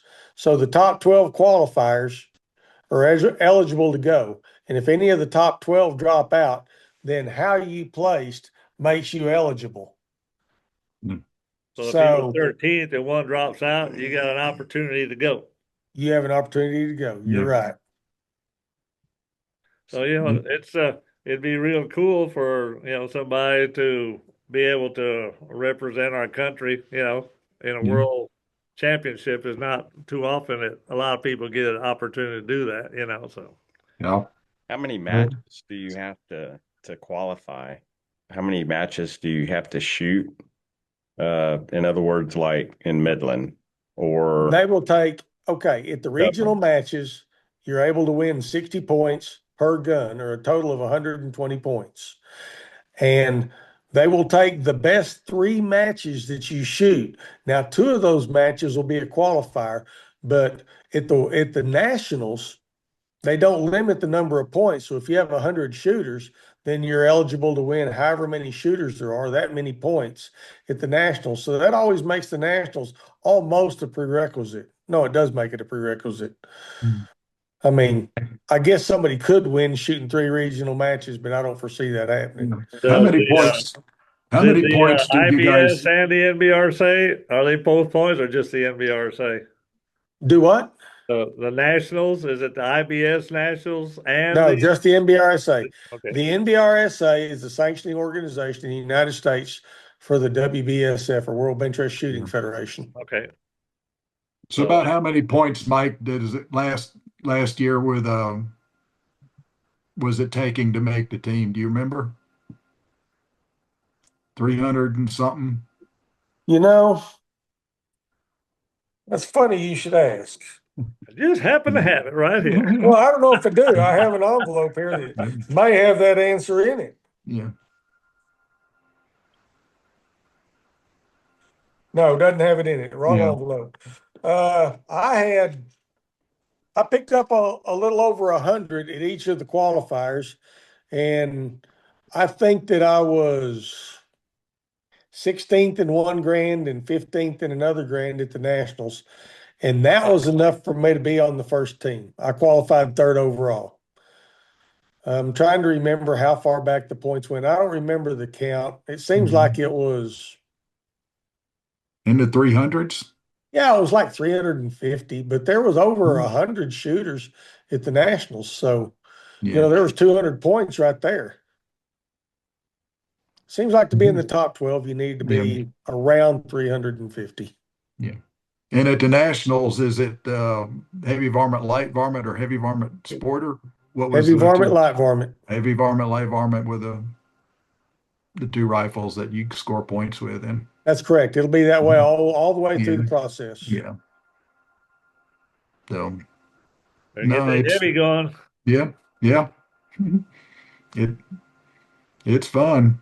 I mean, All right, gentlemen. Well, I sure appreciate you guys taking the time off of your evenings to talk to the viewers and listeners out there, and in preparation for some of the things that we did for the Tack Driver last year and what we might be planning to do this year. Anything else anybody would like to add before we sign off? Appreciate you taking the time to. Thank you again. Like I said, I'll be putting the article by Brackney attached to this thing. Yeah. Then we'll put the contact information for you, Scott, if they want to donate any prizes to the match in Midland, and how to contact you to register. Right. Great. We appreciate it. All right. All right. God bless every one of you. All right. Take care.